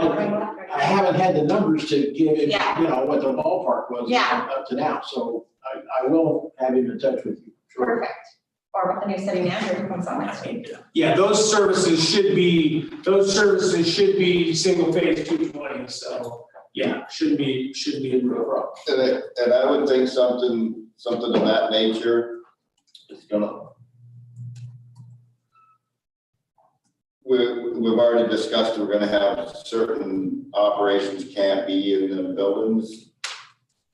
Is that gonna be something dealing with diesel fuel and that kind of stuff? Is that gonna be something that we don't want right next to our harbor? Is he gonna have some kind of spill mitigation plan or? Yeah, I think that's something that you guys are gonna have to look at, obviously, I think we do that in most of our least decision making is mitigate risk. Whatever we do, we have to mitigate. Risk mitigation has to be up there. So if you've got someone that wants to do something that is possibly gonna put, any kind of risk towards the harbor, that obviously would have to come back to council or we'd have to seriously, take a look at that. Yeah, and that's part of liability, and that's part of the lease. And even in the Sylvania space lease, there's terminology in there for, hazardous, for keeping quiet, for keeping, no noxious smells. I mean, those can all be worked out and encompassed in it for sure. That's, you don't want tenants in there having parties until 11 p.m. and you don't want them leaking oil and gas onto their ground or into the harbor, and that's, we'll definitely safeguard that area and space through that lease process. Well, these are residential heaters that we're talking about. Anybody that would rent one of those buildings in the wintertime would have probably a monitor in there and maybe a 20-gallon tank up front. Yeah. It's all certified stuff. It isn't like we're, doing anything. But I think that's different than a repair shop. How's that? I think that would be different than a repair shop How so? because you have it hooked up. Yeah, it's. I think we understand your concerns, Pearlie. I mean, definitely, the city will need to take a look at that and weigh any options or with any kind of heavy risk on there at all, so. And Mr. Mayor, I did see that Harmony had her hand raised earlier. I don't know if it doesn't look like it's still raised. I don't know if she wanted to still speak, but she did have it up. Yeah, Harmony, go ahead. Well, it's been quite a while now, and it sounds like most of what my input has been stated. It's my understanding that they're currently just shells, and as the city and as the owners of the building, I think that if we decided on what is the most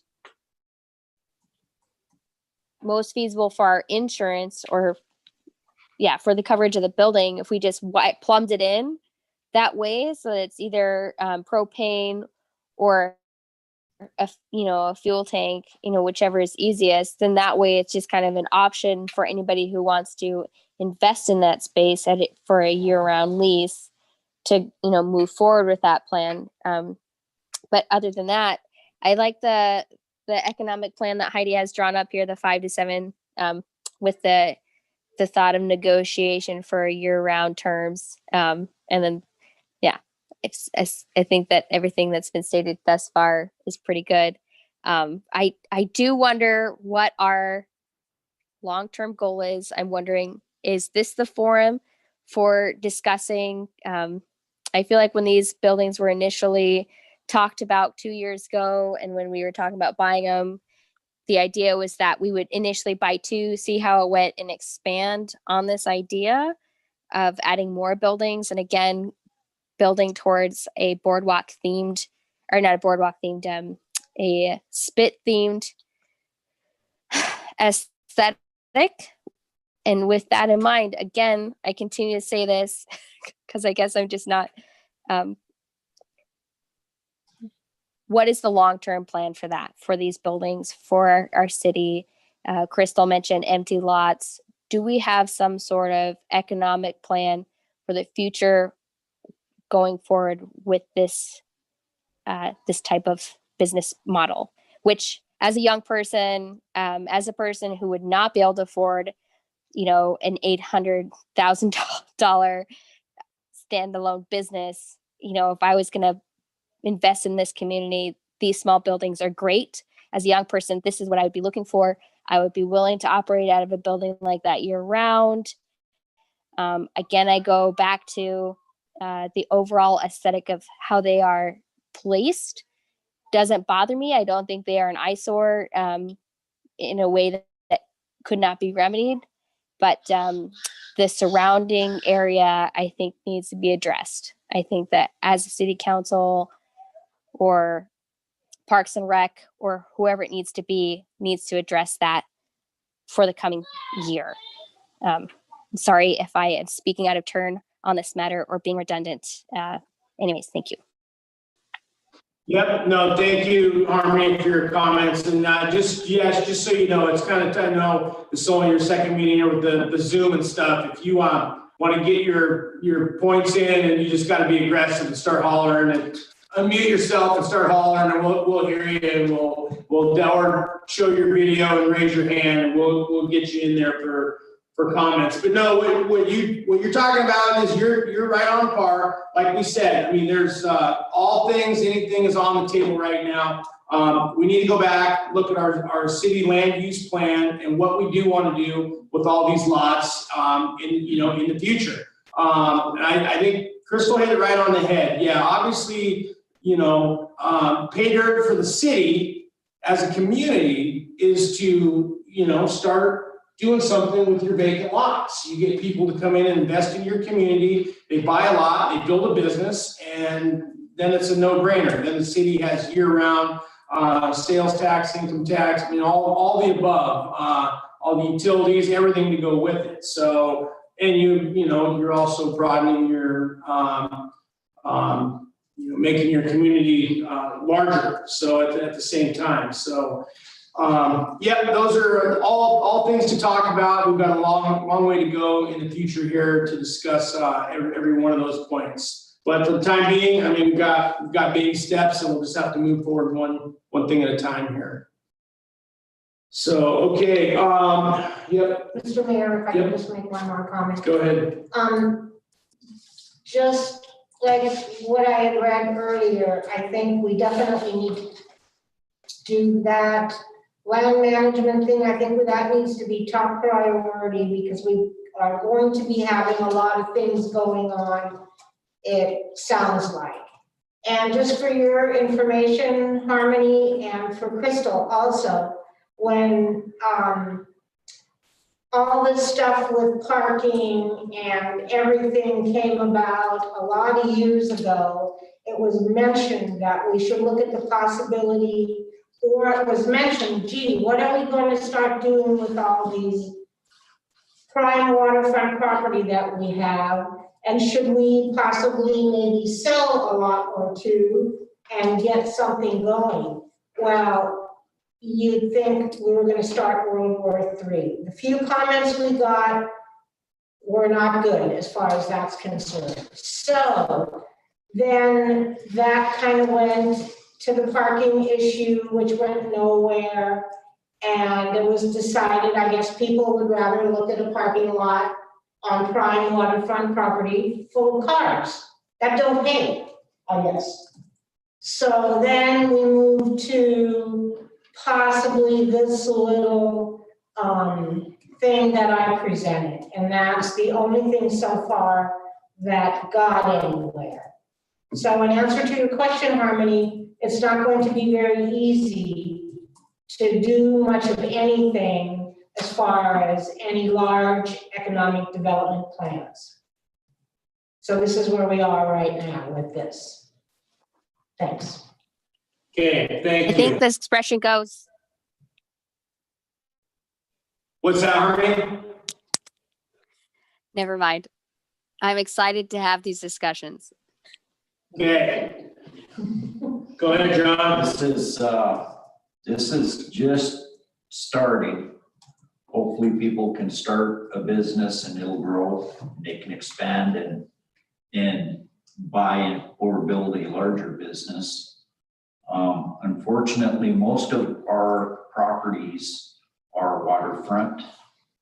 And they're supposed to be businesses, but if you go down the waterfront, there are 2 that are actually businesses full year round, mostly year round. And the rest are homes for the most part. It's, if you could put every lot up for sale today, and I bet you money there would be one person would buy every single one of them and not do anything. That's my opinion on selling our lots. We have to come up with some stiff rules, and before we can do any of this, we have to finish our planning and zoning and the rest of our infrastructure stuff that we've been working on. When we get all of that straightened out, then we can start working on selling or encouraging business here. But we haven't completed our planning and zoning and everything else that we've been working on. So when we get that done, then we can take the next step and start working on encouraging business here. That's my view. Okay, thanks. Mr. Mayor. Yep, go ahead, Vivian. Yep, I can't hold my tongue. I totally agree with what John just spoke about, and it's been on Harmony for your information. The whole idea of businesses in Seldovia that are not being used for businesses are a top priority of the city council, a top priority for me, for sure. That we go through the process of coming up with something that we encourage our businesses that are supposed to be businesses work as businesses, in all fairness to those businesses that do operate in Seldovia. And then another big project I think we're all excited about moving forward with is our land management on the city lots. But before we can move that direction, we need to take care of what issues and problems we have right now. And we've been working on that issue longer than these buildings. So I look forward to moving on with that. And so I think, and I should have just said point of order to myself because I'm getting off on a tangent. Okay, that's all I have to say. We have issues we need to deal with that are far ahead of some of these other things. Thank you, Mr. Mayor. All right, thank you, Vivian. All right, I think we beat this one up long enough. I think so the buildings are gonna stay where they are. Heidi, you got direction on moving forward with developing a lease strategy for these, and then one step at a time, 1 year at a time. So, all right, let's, it's already 10 to 8 here. Let's move down through a couple of these reports, and then we'll take a quick break, and then it looks like we'll be looking at a executive session here. So item L, new business done. Item M, administration reports, treasurer's report, C laydown.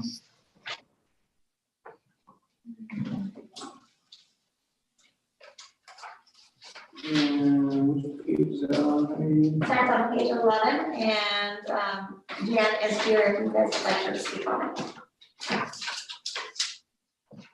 Okay, Jan, you're up. Hey there, sorry, you caught me a little off guard, so I am scrolling furiously here for the paperwork.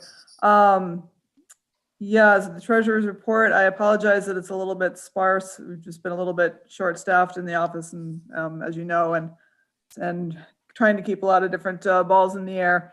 No real change in the general fund revenues since our last report.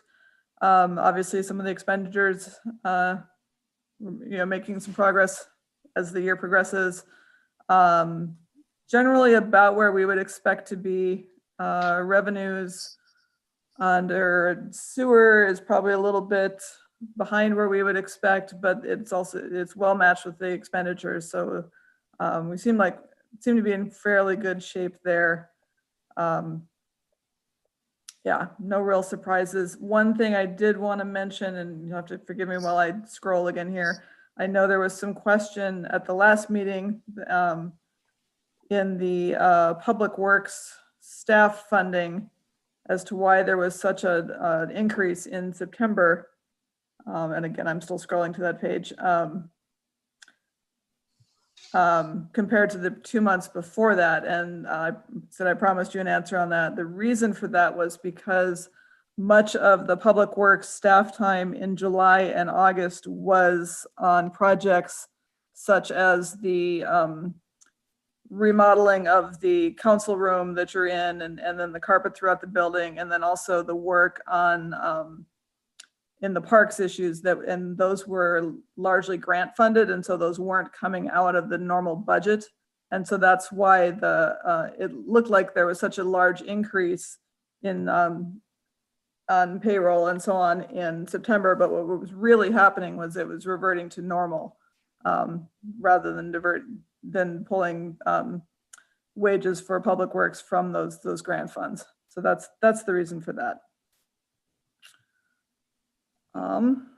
Other than that, I guess I'd probably prefer to answer questions as opposed to direct you to things. One thing you may notice in October, we do show very low revenues, and that was basically just timing from the borough in terms of when revenue from taxes and so on was received. It just happened that the check, we didn't receive a check in October. One from September came a little bit early. The one from October arrived in November, and so it shows up as November revenue, even though it's actually October tax revenue.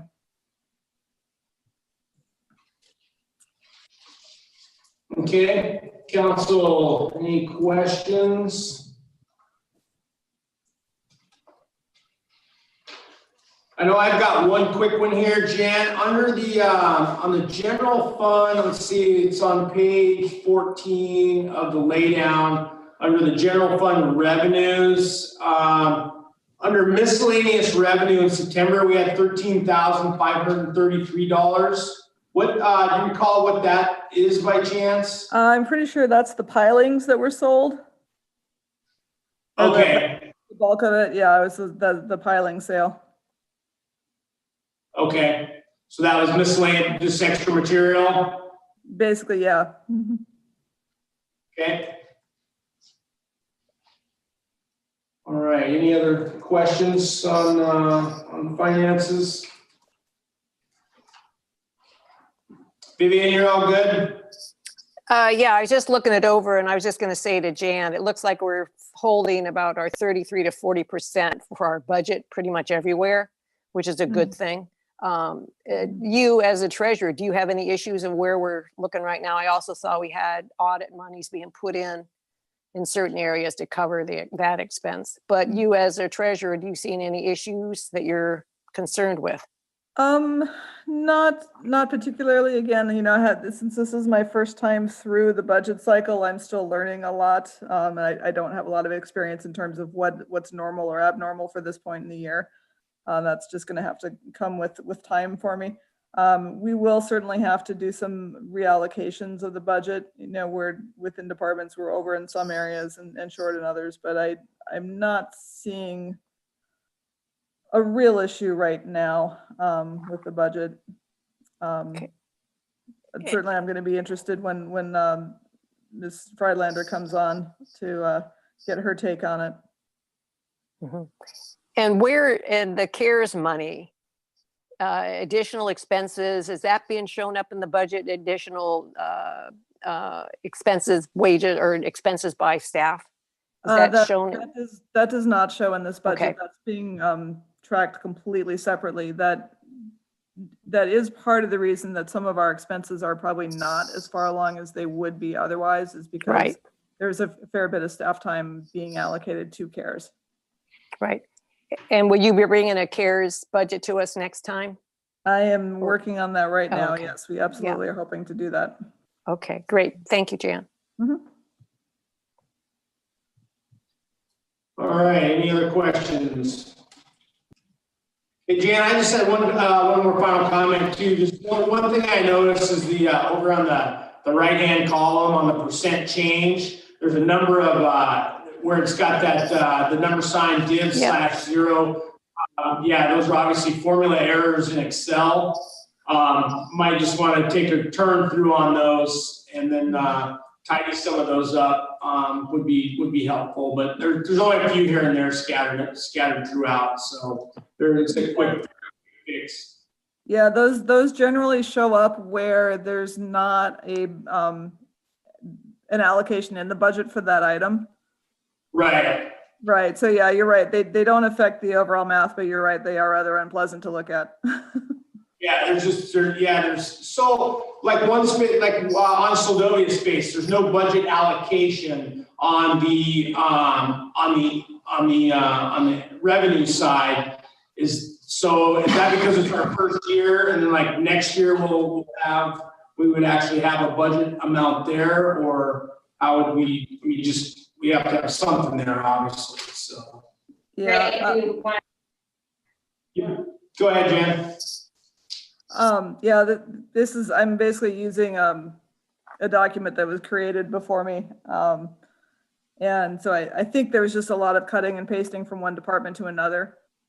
And so sometimes there's just a budget item that doesn't necessarily make sense for that particular part of the budget, but it was just copied over. So it is something that could certainly be cleaned up.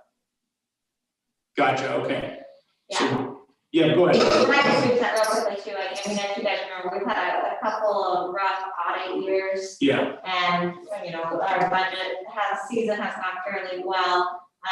But having that FY20 audit is almost complete, and having that come in, being able to make the budget amendments, as Jan has mentioned, if they're needed, and then being able to better track our numbers to move forward through this year. I think you'll see that during this next budget cycle coming up in January, we're going to have a lot easier time working through that cycle and then through the next audit, because our software will allow us to do so. Right, okay. No, appreciate that. All right, well, if there's no other questions, Jan, thank you. We appreciate that. Let's move on down. Heidi, your turn. Item M2, City Manager's Report. This will be on page 65 of your regular packet. No. 29 or Well, they're scattered throughout, yeah. I'm on 65 of the regular packet. The report itself starts on the way down page 29. That's Oh, that's the start of the Yeah, continuing operations plan. Yeah, and I'll discuss that briefly in terms of city manager report. I'll try to keep it fairly brief. There's not a whole lot of changes, just things that are still ongoing and progressing. City of Soldovia COVID-19 management mitigation coordination. As you guys are seeing, cases are still on the rise. Soldovia has had 8 total cases for our area, with 3 cases that are currently active. And I put those press releases in following the city manager report in this laydown. Public health did reach out to the city last week, I believe it was, to confirm the active case total in Soldovia and to notify the city that from now on, when there is cases that they're aware of, they will call the city and let us know that there's an active case, and will be in partnership with us and the healthcare provider for the testing, which right now is SBT, and probably for the most part will be SBT. So we want to keep working with them, as I was talking to public health, because it's important that we can put that on the messages going out to the public, that is a good source for testing, that they can reach out to SBT as our local healthcare provider if needed. I did include those city mitigation plans in the regular packet. As Jeremiah said, starting on 65. These have already been approved by City Council. They're just in there as a reminder of the path that we are moving forward on for, the first was the COOP plan, the continuity of operations plan. And then I believe there's thresholds of risk, which is really the one I'm going to briefly touch on. And that starts on page 75. And I just wanted to bring this up because I don't know if you guys saw the governor's video, press release that happened, again, I think last week, maybe it was the week before, I'd have to double check, where he was talking about the need for us to, again, had everything settled back down, people to work from home, should work from home, state workers are going remote as much as possible, and he encouraged municipalities to do the same. We did have a meeting in-house with staff after that, kind of an impromptu meeting with each individual staff member. And the overall feeling in the city was that because the school is still open, because there hasn't been any community transmission inside of Seldovia, that we could continue following our thresholds of risk plan. And if you look on page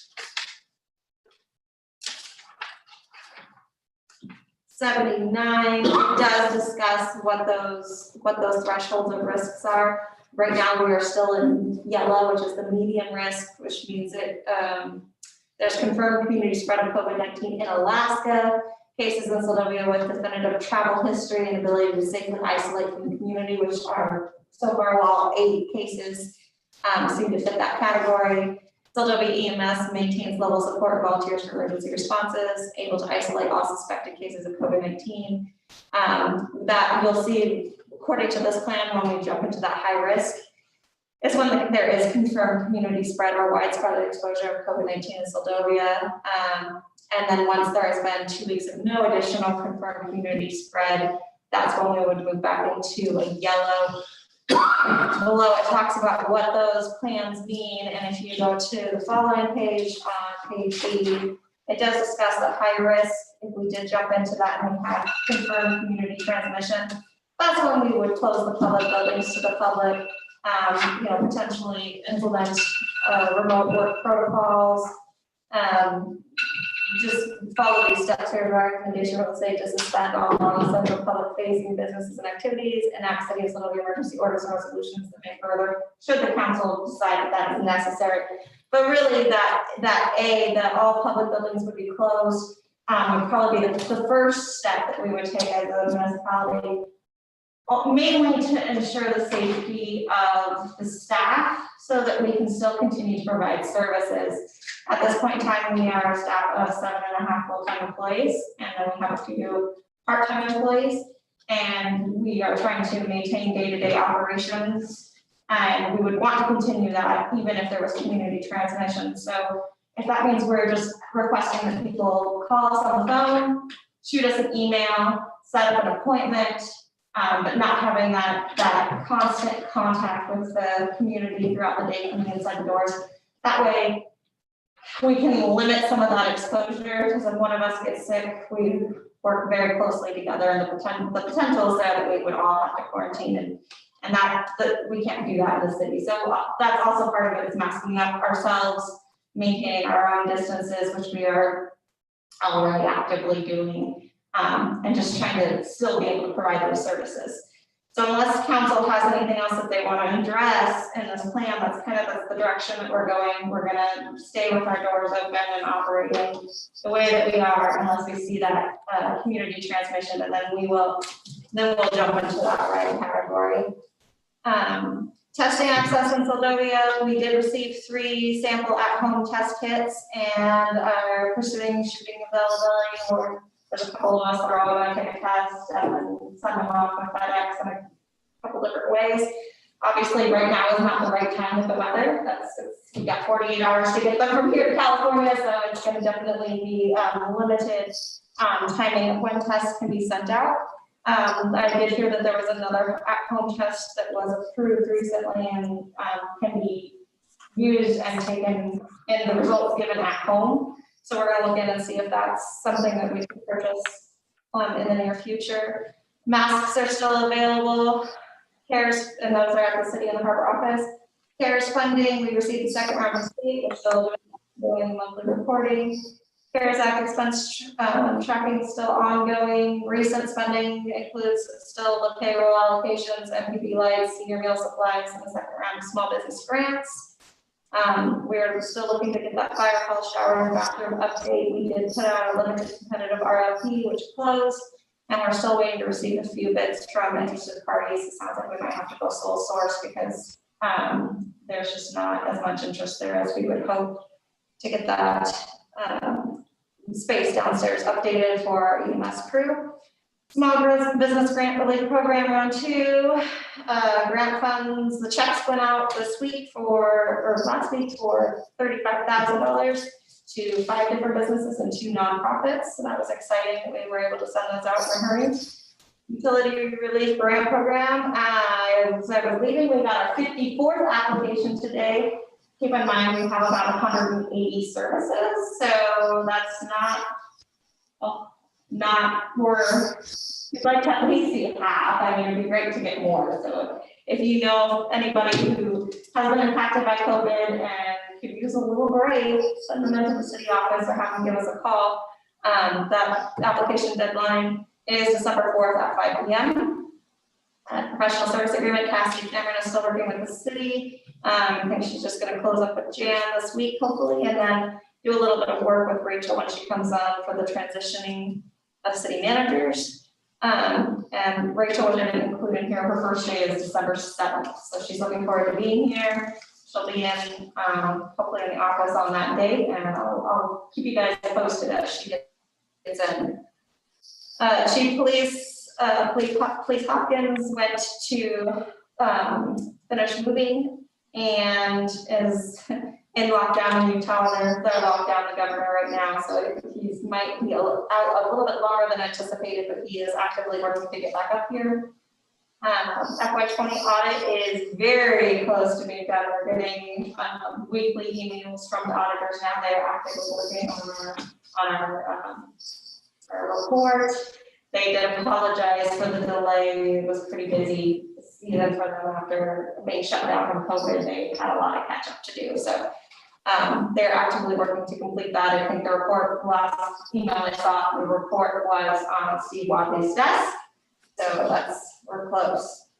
Wastewater sewer, we're still haven't put in a call to the grant, to DEC for the grant request for the pumps. Jamie called them today. We're still waiting to hear an ETA of when they'll make that grant decision or those decisions for that grant. Water and sewer infrastructure, we just discussed. I'll bring that back at the next meeting.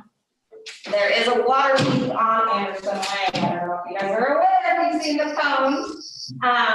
But we are in the process of trying to open it up tomorrow morning. Everything goes our way. They're going to get the big equipment from Jim to get the excavator and do a quick dig, hopefully, and repair before Thanksgiving. We know we want to get that closed up as fast as possible. Public Works maintenance employee John attended his water one distribution training last week. Jordan is on. He was able to take those water samples and everything go fairly smooth through the week. So he's done a lot of already catch up work that was needed, a lot of maintenance on equipment, things that he's familiar with from previously being with the city, so that's nice to see. And Thanksgiving Day will be closed Thursday and Friday of this week. That's it. Perfect, short and sweet. Any questions? Yeah. I do have a question, Mr. Mayor. Go ahead, Dan. Yep, I don't know if we didn't touch bases on it, but there's the COVID, the health order from the governor. I just need clarification on the number 8 interstate. How do we interpret that on page 97? That's under item A1, 2, B, sorry. So A1B, about 14 days self-quarantine. How do we take that? Does that mean if you leave town, you come back returning home, you have the choice of doing a test, or you can self-quarantine? Can somebody explain that to me, how we as a city are maintaining that, or where we're at? Go ahead, Heidi. I read this last night, and good luck with that, because I'm obviously not smart enough to be able to read this as a layperson and understand a single thing what this order says. I was actually quite disgusted. So go ahead, let's hear your take. So I'm really glad you guys brought this up. That's why I put it in the packet. I thought it skipped right over it with talking about mitigation plans. I put it in here because I figured there probably would be some confusion. I've been on the state, I'm on the state twice a week, and they've discussed this throughout those meetings. A big part of that discussion has been that it is really difficult to read, and there's some communities that are asking for a revision, and that they more closely address what the reasoning for the health mandate is. And the second thing is I wanted to inform you guys so that you know that our community is on the Alaska Marine Highway System as we know. So because of that, we are considered on the road system, and this health order 8 does not apply to our community. It would apply, for instance, Port Ramon, that they have their own tribal governance happening in their areas, or to other communities that's just a fly-in or a boat-in that doesn't have a marine highway. But because we do have the ferry system, and I made sure to ask, well, what happens when our ferry system goes away, as it does at the end of December, very first in January? Is it seasonal, this health order? And they said there's no seasonality to it. We're on the, even any of those communities down the chain, any of the communities in Kodiak, because the ferry touches down in there, they're on the marine highway system, and this health order does not apply to them. So I wanted you guys to know that. But that's section A, right? Section B explicitly says, this is where it gets even screwier. Right. Section explicitly says all travel from a community on the road system or the Alaska Marine Highway System. And then it says, this is where it gets wonky, less than or equal to 72 hours. If the traveler is in a community on the road system or the Alaska Marine Highway System for less than or equal to 72 hours. What does that mean? It's not even English. It doesn't even tell you what it means. It's not a proper sentence. So I don't understand what they're trying to tell me there. They are working to. It's horrible. Fix it, and I'll let you guys know what it says. They've got a lot of feedback on that, and I can definitely bring that feedback from you guys as well. But the language needs to be cleaned up a lot. A lot. Just plain layman's terms. If you talk to them, that's all they need to use is normal English and layman's term, so a common person can read it and understand what they're supposed to be doing. It means nothing right now. So hopefully you can get something. Vivian, I didn't mean to steal your thunder there, but yeah. in the language on this. I agree. So at this point in time, they're still trying to get clarification, Heidi. There's confusion and need for clarification. Well, they just want to reiterate that the purpose is that from the travel, and I wrote a note, and I apologize about how because I really like the words of it, but for the purpose of the health order is that transmission from community to community, and it has to do with communities off the road system versus on the road system. So that's right. Yeah, because in the health order, the whereas is, I mean, the purpose of COVID-19 outbreak, blah, blah, blah, is to provide clear guidance. Well, anyhow, it's confusing. So I just didn't know where we are as a city. And so it sounds like we need some clarification, because I think people are wondering, okay, if I leave town, do I come back? I mean, and if a person chooses to quarantine themselves, then good for them. I just wanted to know where we are. If somebody asks, I want them to be able to give the right answer. But it sounds like it's a work in progress at this point, because I see this document, yes, applying to Seldovia, but then I can also see this document in a quandary of what they're saying, as Jeremiah said. All right, I'll let that go. Thank you. Right, and so with that, I think I forgot what I was just going to say. I had a thought process, and I apologize. But Laurel is on the line, and she's been on the meetings too, and she's got her hand raised. I don't know if you guys want to hear from her, because she's been hearing the same information. Let's hear Laurel's take on this. Yeah. Hi, Mr. Mayor. Can you hear me okay? Go ahead. We hear you loud and clear. All right, great. So listen, one, I'm sorry, I'm not looking at the document. I've seen it a number of times, so I hadn't pulled it up. But I think based on what you were reading to us, Jeremiah, that might be the passage that had an actual error where it was on versus off or off versus on. And the state actually made a mistake in what they typed in that order.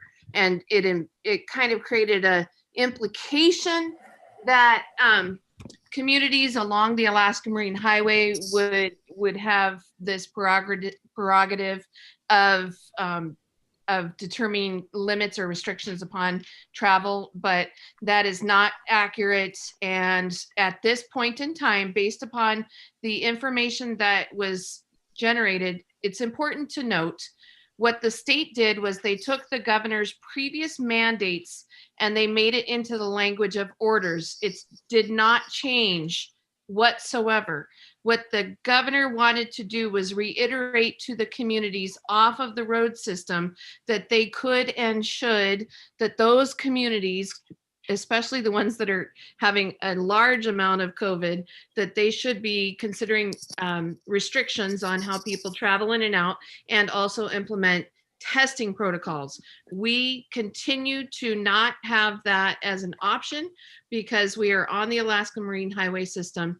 Now, the state has indicated in these meetings that we're taking part of, Heidi and I, that a number of communities are bringing up that question, and it's something that would require some legal answers before there were the ability to make that kind of a change to allow a community to put restrictions.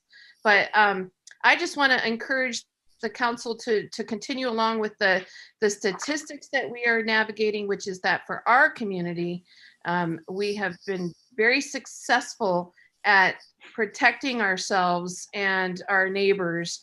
And the COVID that has come into the community has been community members who have traveled, who have been exposed, and upon recognition of the fact that they were exposed or they themselves became symptomatic, they got tested and they isolated, and they've kept it that way as far as I can tell. So I'm not out there policing who's where, but from what I can tell with the cases that have hit the community, people have done a great job of isolating, and those who were in contact have done a great job of quarantining. So I would encourage our city council as we go forward to keep that in mind, and to also note that we've had hundreds, if not thousands of people in and out of Seldovia since March.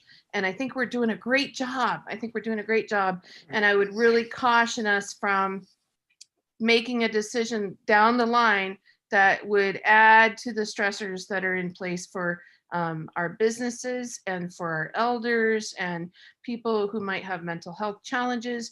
That's a lot that's having to be navigated, and now we're in the winter months. I digress. I appreciate that you gave me the mic. Thank you. Okay, thank you, Laurel. Yeah, and I would agree. I think overall as a community, we've done a pretty darn good job of managing and mitigating, which is a testament to obviously the residents in the community. I mean, the only way we're going to get ahead of the COVID issue is with personal responsibility. That's it. The state and the cities can say all they want. Citizens are going to do what they want to do. So if citizens want this to go away, then citizens got to act responsibly and do whatever they think is in their best interest to make it go away. So, all right, let's see. We got off on a big tangent there. Let's see. Anything else? Heidi, that was it for your report? Okay. Any other comments before we move on? Okay, thank you, Heidi. Chief of Police report, none. Obviously, Clayton is gone, and hopefully when he gets back, we'll be able to start participating in these meetings and getting us all caught up to speed. So that'll be good. Harbor Master's report, and that is in the laydown. Is that on? Page 34. 34 of the laydown.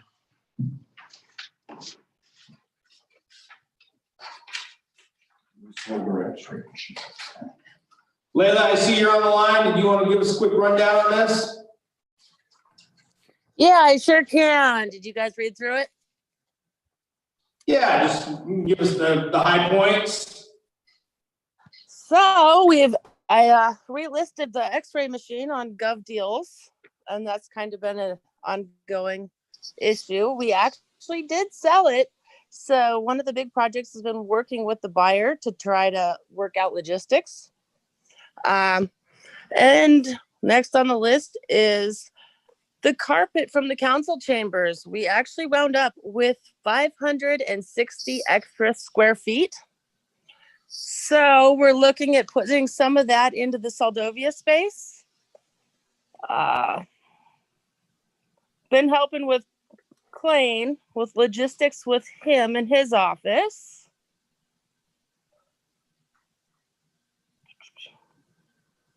I've been replacing a whole lot of light bulbs, if you guys have noticed.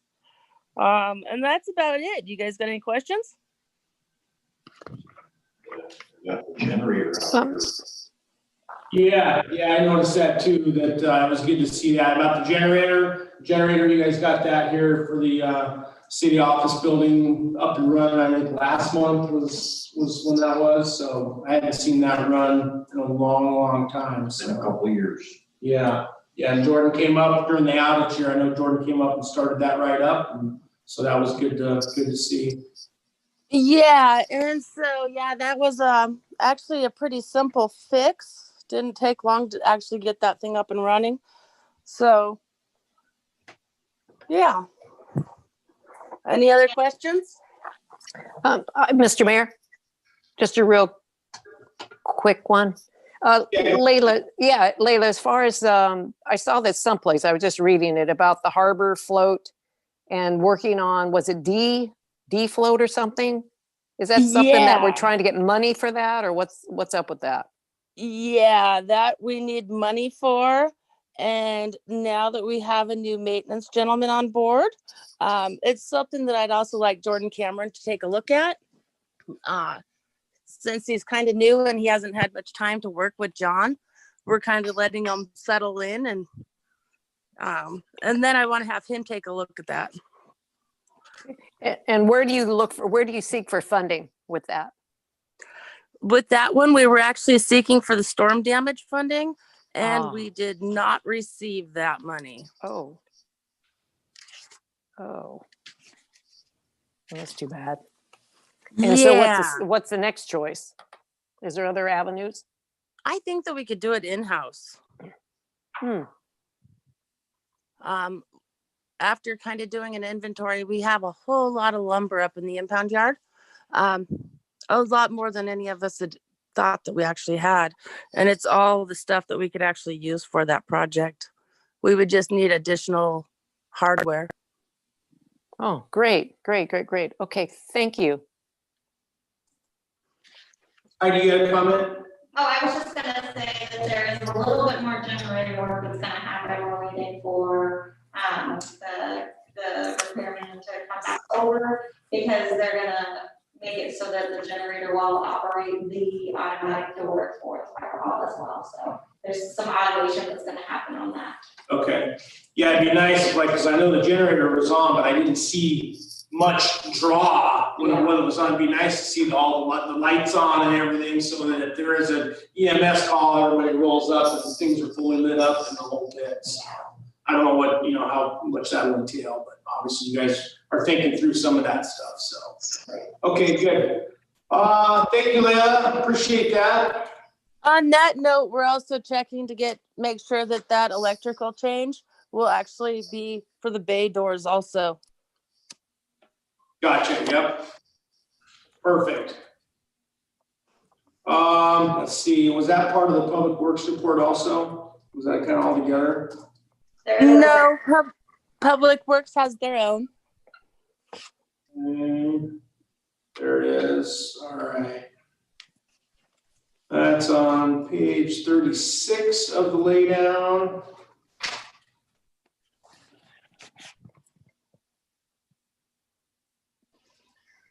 Did anyone have any questions on the Public Works report?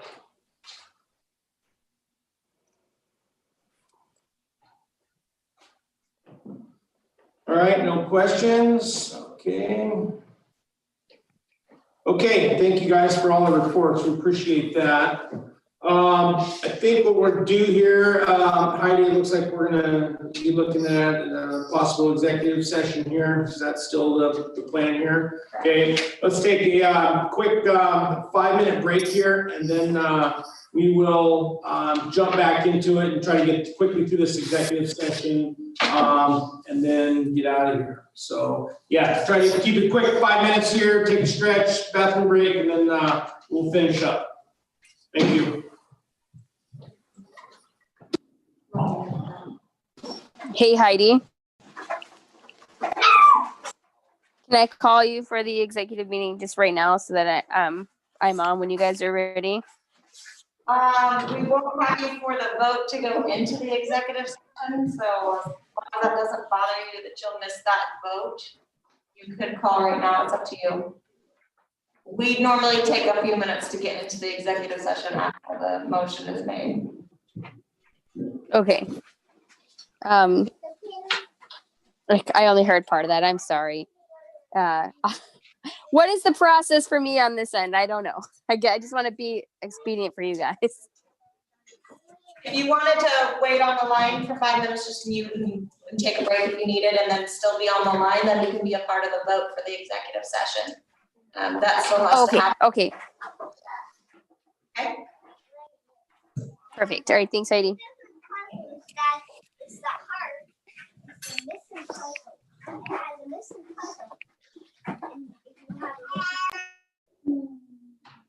You show me the Christmas packages. You got the layout, but I don't see an agenda or.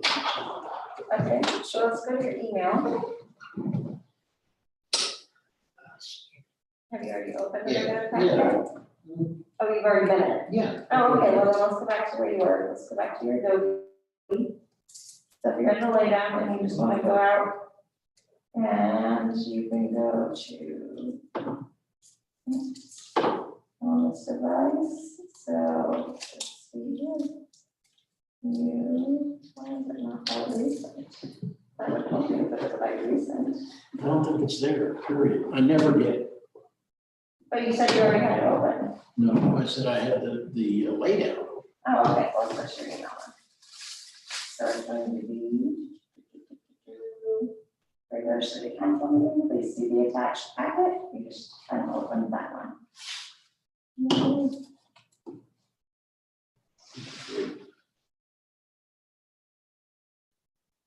I sent it out on the 18th. And it's downloading, it's gonna take a minute because it's 100 pages. All right, okay. You just have to I just open the first. was looking in the wrong place. I expected it to be with the layout. You usually have them together, used to. And I can go back to combining them, if that's helpful, but I do send out the packet first and then I'll lay down on the day of. Okay, that's fine, as long as I understand that. Yeah, the packet. Easier time. So yeah, the packets normally go out on Wednesday, and if you need a little phone call or something like that, might help too. No, that's all right. You try to be an adult about this. We can only do so much, George. There is coffee, if you would like some coffee. Really? There is, and water bottles for council and Well, I coffee. saw the water, yeah. Coffee. Gotta be 10% smarter than this machine, though.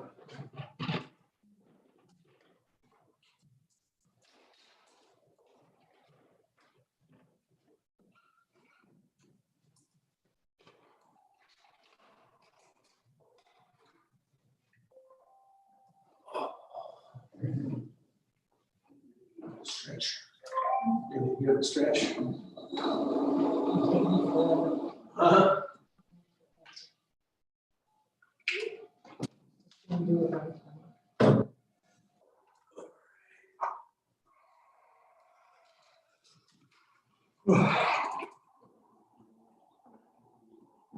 No, they have to make a motion first to go to. Yeah, I can do that. Do the connection or should I start the connection? I can do it if you want. You want me to? Yeah. Socialist last time. Oh, yeah, no, if you want, I can start it. That's fine. That's not a problem. Do you want to get Brian first and then me, or? And then if you don't have to. We'll probably do Yeah, that. it'll be quick. Once they come out of the executive session, you don't have to wait. That's fine.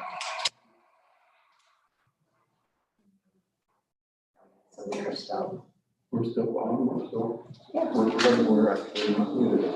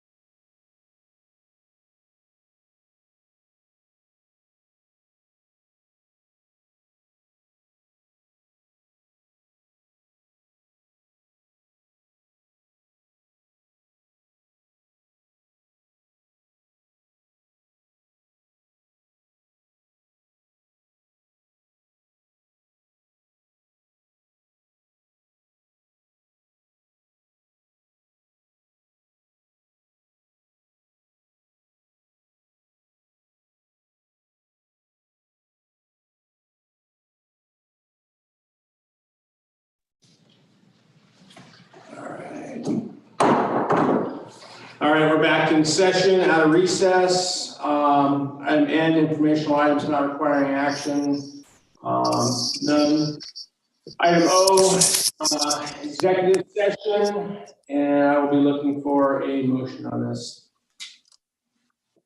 I make a motion to move into executive session pursuant to Alaska Statute 44.62.310,